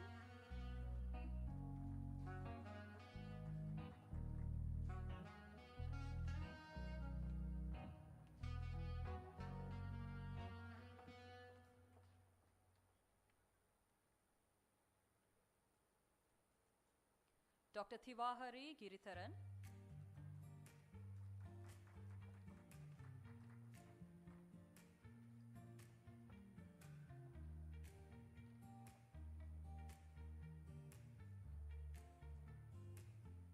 Dr. Sivadipuram Mira,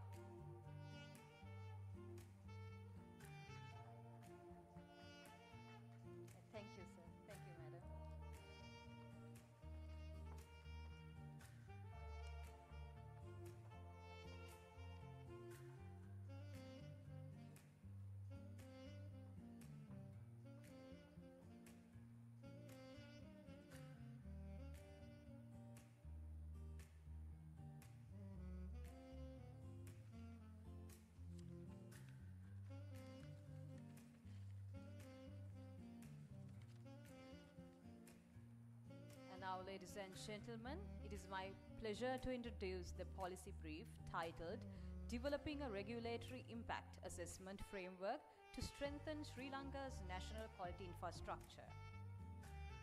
This brief underscores the urgent need to streamline Sri Lanka's regulatory processes and reinforce NQI, especially in light of the government's 750 million rupees investment.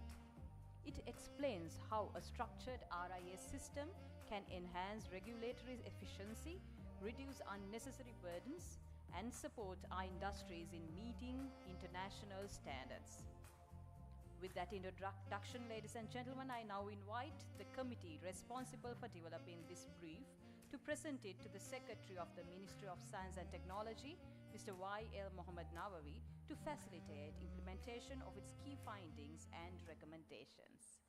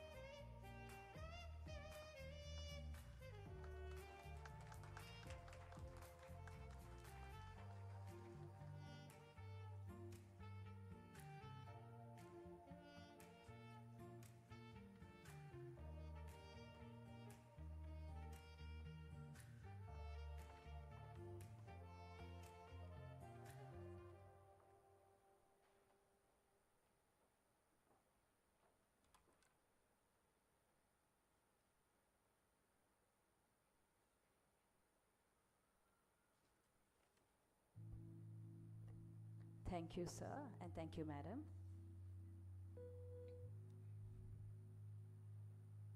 And now, ladies and gentlemen, I would like to invite the Honorable Minister, Professor Krishantha Abeyasena, to address the gathering. Before that, I would like to give a small introduction about Professor Abeyasena. Professor Krishantha Abeyasena is a leading public health academic with degrees in MBBS, medical doctorate, MSc in community medicine, plus postgraduate qualifications in international relations and Buddhist studies. He began as a medical officer, then joined the University of Kelaniya, becoming a board-certified specialist in 2003 and professor in 2010.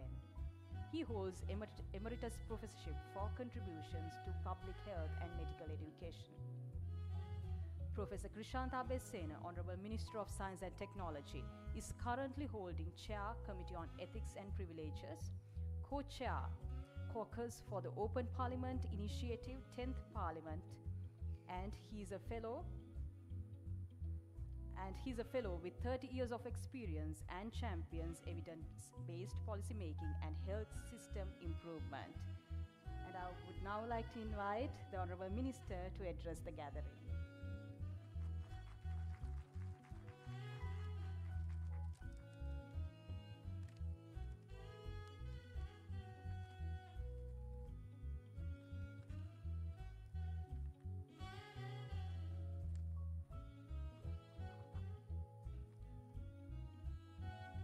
Secretary to the Ministry, Additional Secretary, Director General of the Ministry,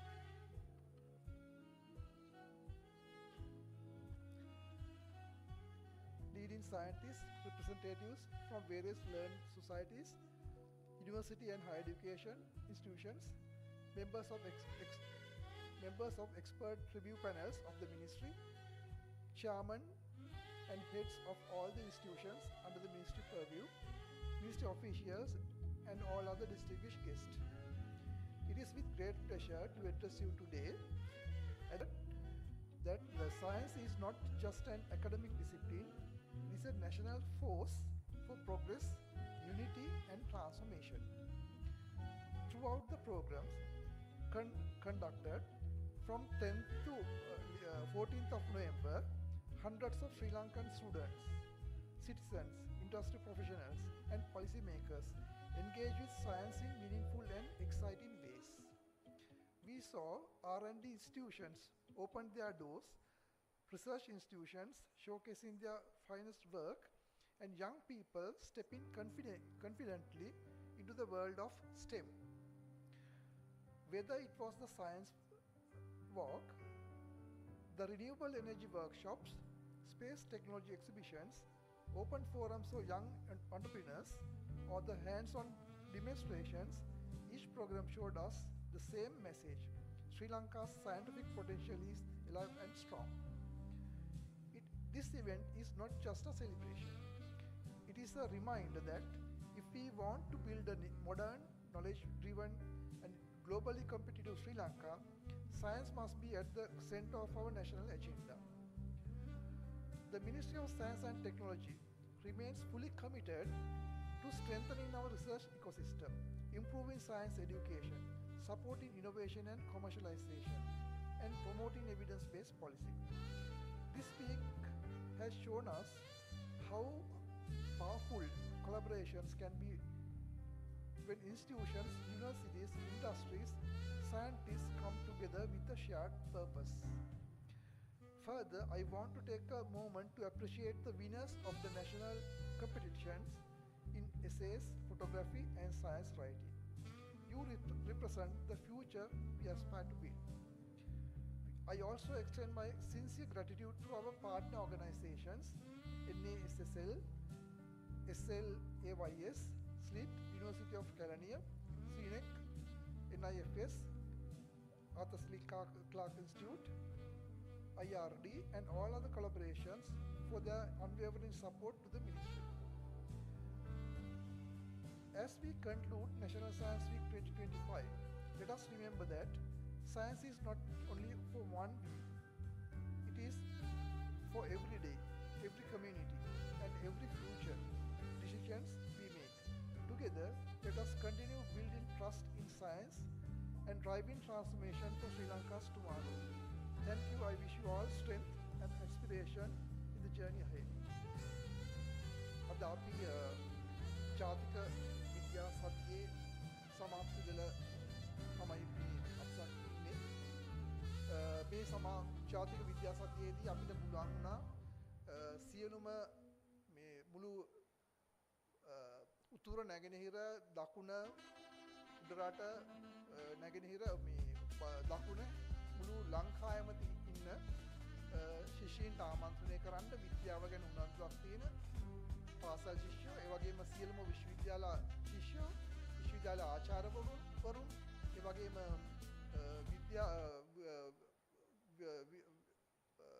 විද්‍යා වෘත්තකීන් ඒ වගේම private sector පෞද්ගලිකාංශයේ ව්‍යවසායකයන් industry එක හැමෝම එක තැනකට ගෙනල්ලා අපි යන්න ඕනේ කොතනද අපි ඉන්නේ කොතනද යන්න ඕනේ කොතනද අපි මොනවද කරලා තියෙන්නේ අපි කොහොමද විද්‍යාව තාක්ෂණය කොහොමද අපි ඉස්සරහ තුලින් අපි අපේ රට ඉස්සරහට ගෙනියන්න ඕනේ කොහොමද අපේ රටේ ඒ විද්‍යාව හා තාක්ෂණය අපේ රටේ ඵලදායීතාවට කොහොමද භාවිත කරන්නේ ඒ යන ගමන ගැන අපි කතා කළා හැමෝටම ස්තුතිවන්ත වෙනවා අපේ සියලුම ආයතනවල නිලධාරීන්ට අපි අමාත්‍යාංශයේ ඇතුලේ ඉන්න සියලුම නිලධාරීන්ට මේක ලේසි වැඩක් නෙමෙයි කරන එක ඒ වගේම අපේ අමාත්‍යාංශයේ යටතේ ඉන්න ආයතනවල ඒ නිලධාරීන්ට ඒ වගේම විශ්වවිද්‍යාල වල ඉන්න සියලුම අයට ඒ වගේම අනිකුත් ප්‍රයිවට් ආයතන පෞද්ගලිකාංශය ඇතුළු ඒ වගේම විශේෂයෙන්ම අපිට කියන්න ඕනේ අපේ පාසල් දරුදරියන්ටත් අපිට ස්තුතිවන්ත වෙනවා විශ්වවිද්‍යාල ශිෂ්‍යයින්ටත් හැමෝටම ස්තුතිවන්ත වෙනවා බොහොම ස්තුතියි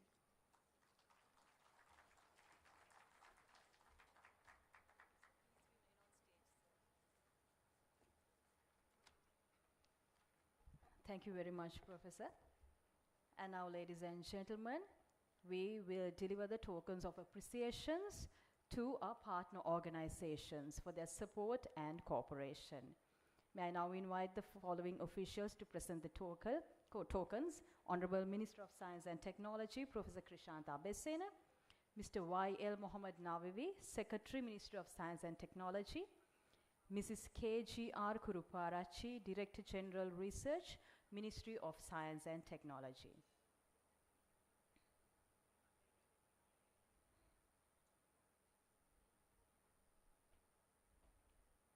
And I would like to invite the following organizations to receive the token of appreciation.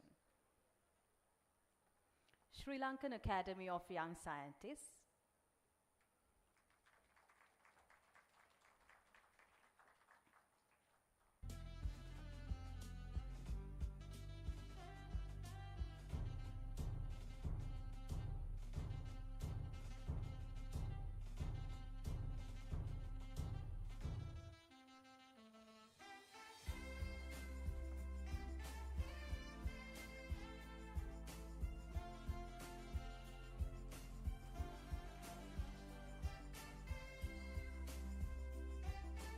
Sri Lanka Institute of Information Technology,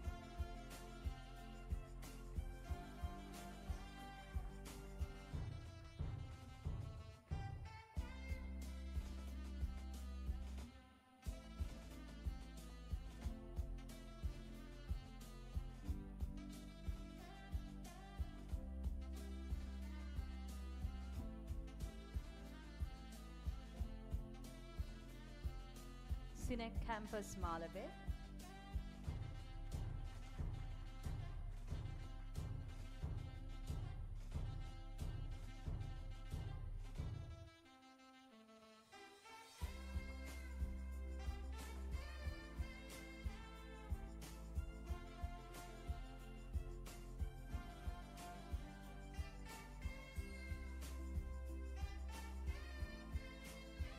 National Academy of Sciences, Sri Lanka, Institute of Research and Development,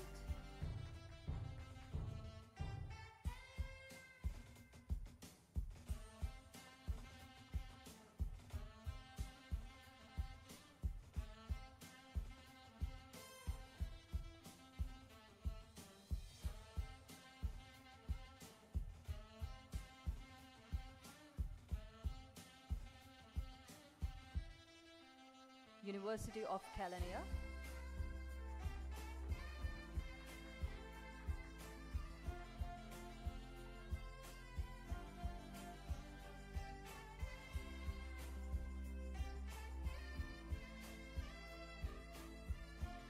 Dr. Himesh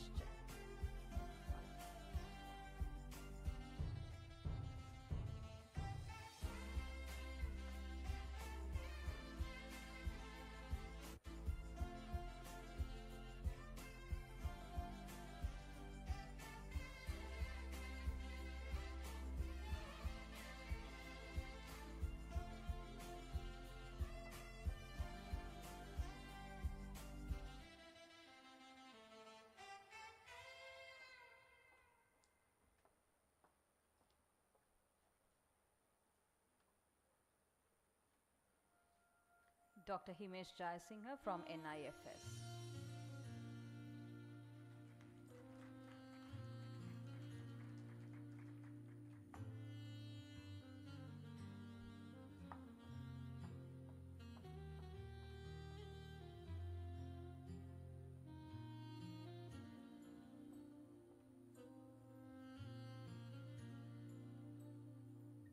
Ladies and gentlemen, we have one more reviewer to appreciate and hand over the token of appreciation. May I now invite Dr. Samiru Gayan.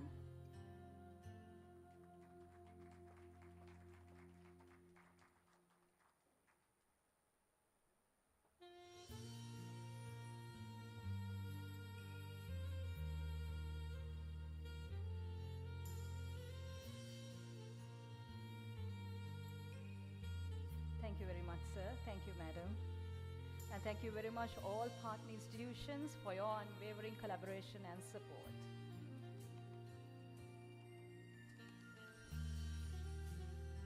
And now, ladies and gentlemen, I would like to invite Mrs. A. Buddhika G. Silva, Director Research, to deliver the word of thanks.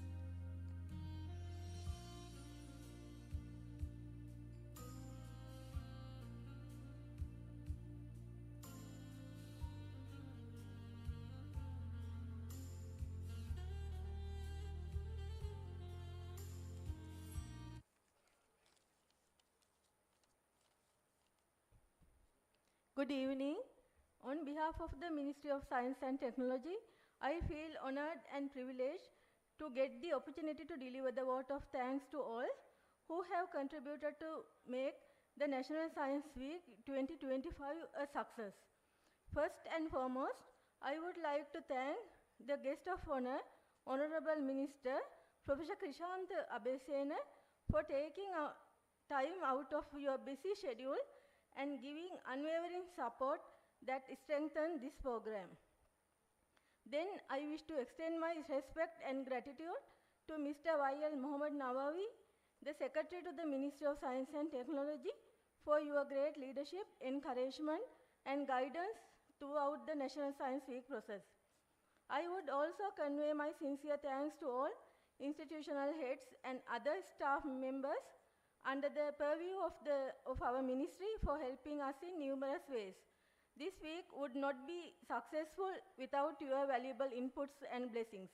Then I am grateful to the officials from the Ministry of Education, Higher Education and Vocational Education, as well as the Ministry of Foreign Affairs, Foreign Employment and Tourism for your immense support given throughout this period. Next, I wish to extend my sincere thanks to the keynote speaker, Dr. Himesh Jayasinghe from the National Institute of Fundamental Studies, for the valuable insights and the time you have taken for sharing your expertise and experience on ecotourism. Then my sincere appreciation goes to the National Academy of Sciences of Sri Lanka, the Sri Lankan Academy of Young Scientists, Sri Lanka Institute of Information Technology, SINEC campus, the Institute for Research and Development, and the University of Kelaniya for your science and technology-based meaningful events. Now, let me express my sincere gratitude to the Astronomical Society of the University of Colombo, the Association of Food Science and Technology, and the Botsok Societies of University of Sri Jayawardenepura, the Robotics Society of the University of Moratuwa, the Field Ornithology Group of Sri Lanka, the State Timber Corporation, the Geological Society of Sri Lanka, and the photography team of the University of Kelaniya for creating the colorful and meaningful science arena. I am also grateful to the Institute of Chemistry Ceylon Societies, Falcon Eye Corporation, and the heads and the members of the National Institutes of the Fundamental Studies and the Sri Lanka Standards Institution for the wonderful science meets art programs through stage performances. Your contribution played a crucial role in making the National Science Week a success. Then let me thank the reviewers of the Vidya in News article contest for spending your valuable time to carry the meaningful articles to the general public through Vidya magazine. In addition, I want to thank Dr. Jairo Villamil Dias and other representatives of UNIDO, all scientists, award winners, teachers, lecturers from different schools, universities, and institutes. Further, I acknowledge the government and private media channels for your outstanding coverage and promotion. I am truly grateful for the valuable exposure and platform you have provided to share our message with the wider audience. Your thoughtful reporting has been instrumental in sharing our vision with the general public. I also like to extend my sincere gratitude to the Ministry Media team for your great contribution to success the overall event. My appreciation also extends to the Media Soft Advertising Production team for your creative and technical excellence. I also express my gratitude to the WaterSedge staff for your hospitality and professional service throughout the event. Before concluding, let me express my sincere gratitude and appreciation to the staff of the Ministry of Science and Technology, including the main organizing committee and subcommittees for your great support and contribution, working tirelessly regardless of day and night. I extend my apologies for any names I may have unintentionally missed. Your support is essential and I am truly grateful. I firmly believe that the closing of this National Science Week is not an end, but a new starting point of building trust, driving transformation, science of Sri Lanka's tomorrow. Thank you all for your presence and for making today's event a remarkable success. Thank you.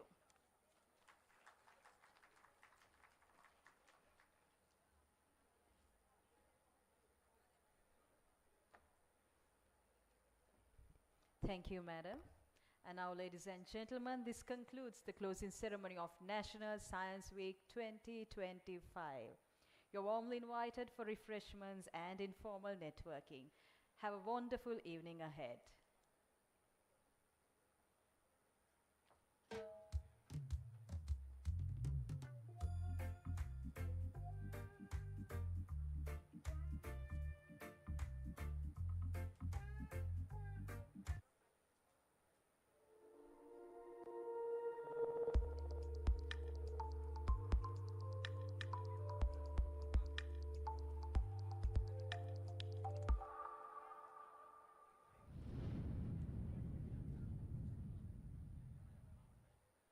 Hello everyone. Our startup Edens and Lund is focused on redefining the image of Ceylon coconut by introducing vegan cheeses and artisanal vegan yogurts made from island-grown coconuts. To sizzle the taste buds, we will be introducing the vegan mini cheesecakes first, and then roll out our other vegan cheese products like the vegan cream cheese, vegan feta, vegan ricotta, vegan mozzarella, and finally the vegan yogurts. This dream would not be possible without the direct efforts of the coconut farmers, who truly are the unsung heroes of our economy. Our ethos is to give back to this community by collaborating with the Coconut Research Institute, which directly monitors and assists the coconut growers.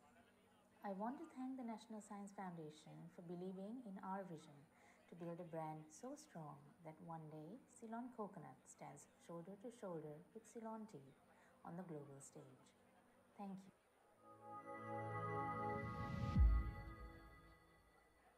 Hi, I'm Chandra Gavandi, founder of Buddha Designs Private Limited and Ethnic Plastic and with the dream of seeing the world free from plastic, especially children toys. I started Buddha Designs to create eco-friendly wooden toys and sustainable lifestyle products. Products are non-toxic, locally crafted, and made from responsibly sourced Sri Lankan timber and sonic wood, turning what was once wasted into something meaningful and long-lasting. Through this project, we create more jobs, empower artisans, and inspire families to choose sustainable alternatives to plastic.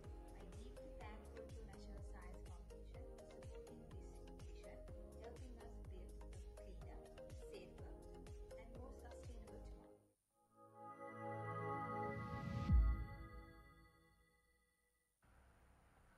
Hi, my name is Glenn Sanjay. I am from Phoenix Software Solution. In 2020, I am thinking new product idea. So one day, my mother is called my brother. He not doing exams. He playing games. So I think, why students can't do exams like a game? Then I'm created Exam Hub. Exam Hub is gamified examination platform. So in this Exam Hub, now we have 900,000 students. In Sri Lanka, we have grade 6 to grade 13 Sinhala and English medium, and also for international syllabuses like Cambridge and Excel. So now Exam Hub is helping students to learn faster. Thank you.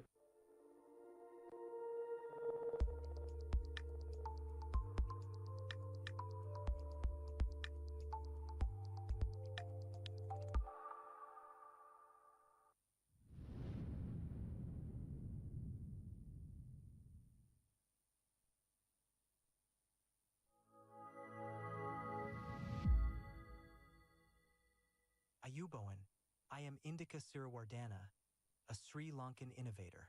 I have studied the issue of the annual fruit and vegetable harvest in Sri Lanka going to waste. In 2017, I developed a vegan vegetable spread that contains no chemicals or added sugar. In 2019, I obtained a patent for this innovation. That same year, I started a small business under the name Wild Rabbits Products and introduced this product to the Sri Lankan market for the first time. Today, I have also introduced several new products suitable for export to the market.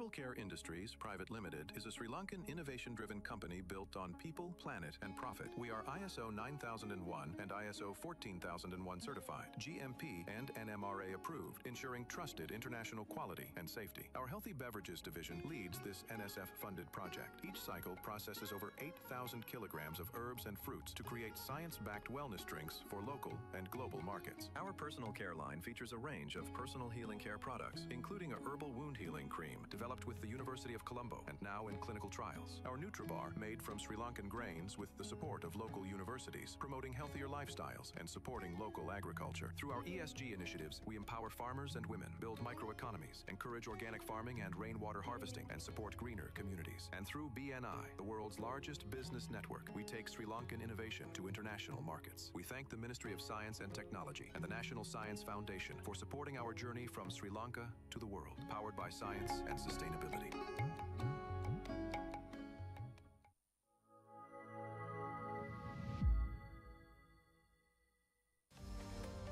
This is Sense Agro, an award-winning precision agriculture technology company from Sri Lanka, empowering farmers through innovation and intelligence.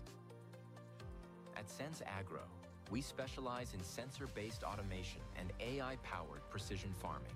Our technology helps farmers truly understand their soil health, crop condition, and environmental factors, from moisture and nutrients to temperature and light. With this real-time data, Sense Agro systems automatically manage irrigation, fertilizer, and ventilation, ensuring every crop receives exactly what it needs, when it needs it. This means higher yields, reduced waste, and improved farmer livelihoods, producing more with fewer resources. With the support of the National Science Foundation, Sense Agro has developed smart farming solutions powered by 2G technology. But as we expand into South Asia, Southeast Asia, and Africa, we face challenges like high power consumption and poor signal coverage in remote plantations such as oil palm. To overcome this, Sense Agro is now introducing LoRaWAN technology, a low-power, long-range system that transmits data over 3 kilometers without internet or grid power. A single battery can last more than 3 years, enabling continuous monitoring and automation, even in the most remote farms. With NSF's support, this next phase will take Sri Lankan-made precision agriculture to the global stage. At Sense Agro, we're helping farmers around the world grow more, earn more, and live better through the power of data, sensors, and smart automation. Sense Agro, empowering farmers, transforming agriculture.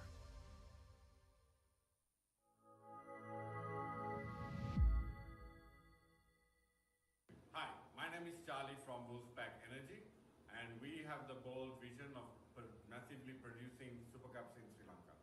So we're a startup that started at the economic crisis when there was power cuts across the whole nation. So me and my co-founders sort of trying to think about how we can contribute to this. And one of the main blockers of enabling more renewable energy is the lack of energy storage. So part of our plan was to be able to manufacture energy storage in Sri Lanka at a much more affordable cost, so people can have energy that is clean and extremely cheap. We've been working over the last 2 to 3 years, and I'm glad to say we made significant progress by being able to manufacture 2 different lengths of supercapacitors.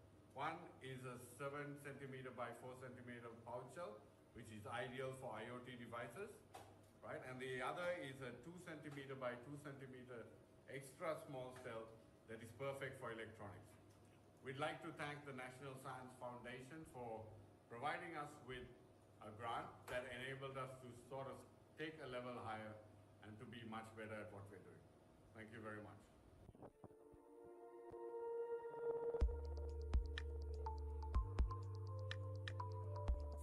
In Nature, Through the Lens 2025 photography exhibition, organised by the Faculty of Science, University of Kelaniya, in collaboration with the Ministry of Science and Technology as part of National Science Week 2025, together with the Department of Drama, Cinema and Television, Faculty of Humanities and the Arts Council, University of Kelaniya, we proudly present an inspiring platform where art meets science and creativity reveals the hidden stories of the natural world. Do you see science in the swirl of a tide pool, in the symmetry of a butterfly's wings, or in a curious student exploring nature through a magnifying glass. This competition invites you to capture those unseen moments to show how science interacts with nature, from wildlife behavior and plant life to environmental change and human connection with the natural world. Science in Nature Through the Lens was held parallel with the International Conference on Applied and Pure Sciences, ICAPS 2025.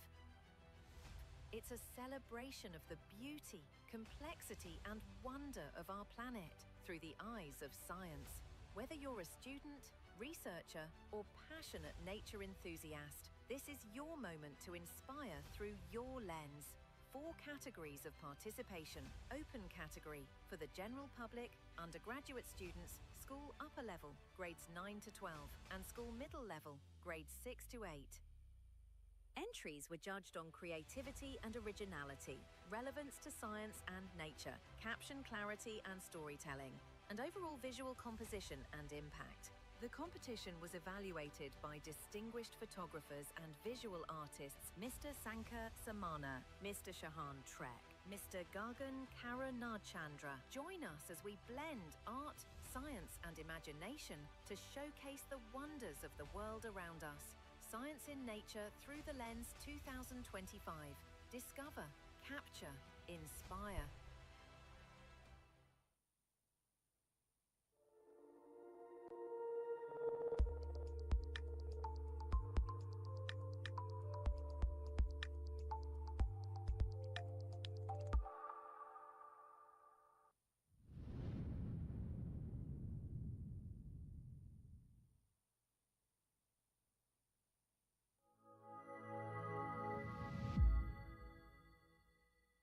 The Department of Chemistry, University of Colombo, in collaboration with LHP Eco Center and with support from the National Science Foundation, is at the forefront of developing innovative king coconut water beverages. By employing advanced cold microfiltration technology, we are able to maintain the authentic taste and nutritional integrity of the coconut water. Our product line features pure king coconut water, flavor-infused varieties, and nutrient-enriched sports drinks, all designed to support hydration and wellness. The initiative also prioritizes sustainability by working closely with local farmers and converting byproducts into compost, thereby supporting rural communities.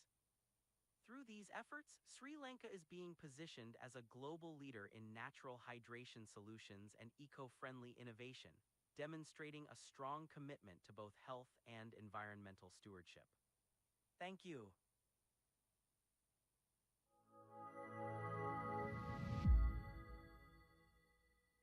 With support from the National Science Foundation, the University of Colombo is pioneering an advanced skincare solution using Ceylon cinnamon. Our goal is to scientifically fight skin aging using its potent natural compounds. The uniqueness, a proprietary cold extraction process. This eco-friendly method uses zero chemical solvents, preserving all bioactive ingredients without harmful waste. This is true green innovation. The benefits for Sri Lanka are significant. We're transforming a national resource into a high-value, scientifically proven product for export. This strengthens local research, drives industrial innovation, and creates skilled jobs and export revenue. We are positioning Sri Lanka as a leader in sustainable, high-tech, natural products.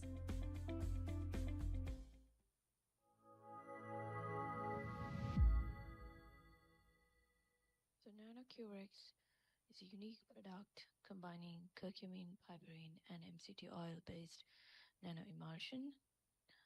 So we combine the properties of curcumin, a bioactive compound from turmeric, with anti-inflammatory and antioxidant properties. But its outstanding properties are limited by its poor bioavailability. So we combine piperine to provide or enhance its bioavailability, and also MCT oil from coconut oil to enhance the absorption and provide energy boosting properties. This is the nanoemulsion that we developed, and with unique absorption and metabolism properties. We are currently at TRL level 4, where we have already optimized the synthesis methods, and we have also characterized the nanoemulsion. And we are going to screen it at in vitro, in vivo level, and then finally go to the phase 1 human trials. Then how is our product unique from other available products? Because we use the place. And these are the project outcomes: a nutraceutical soft gel capsule, and short-term impact to provide absorption and immediate bioavailability. And the long-term impact is a sustained health benefit for chronic conditions, and also support cardiovascular health and contribution to preventive health care. There's huge commercialization potential for nutraceuticals, and also it will ultimately contribute to Sustainable Development Goal number 3, good health and well-being.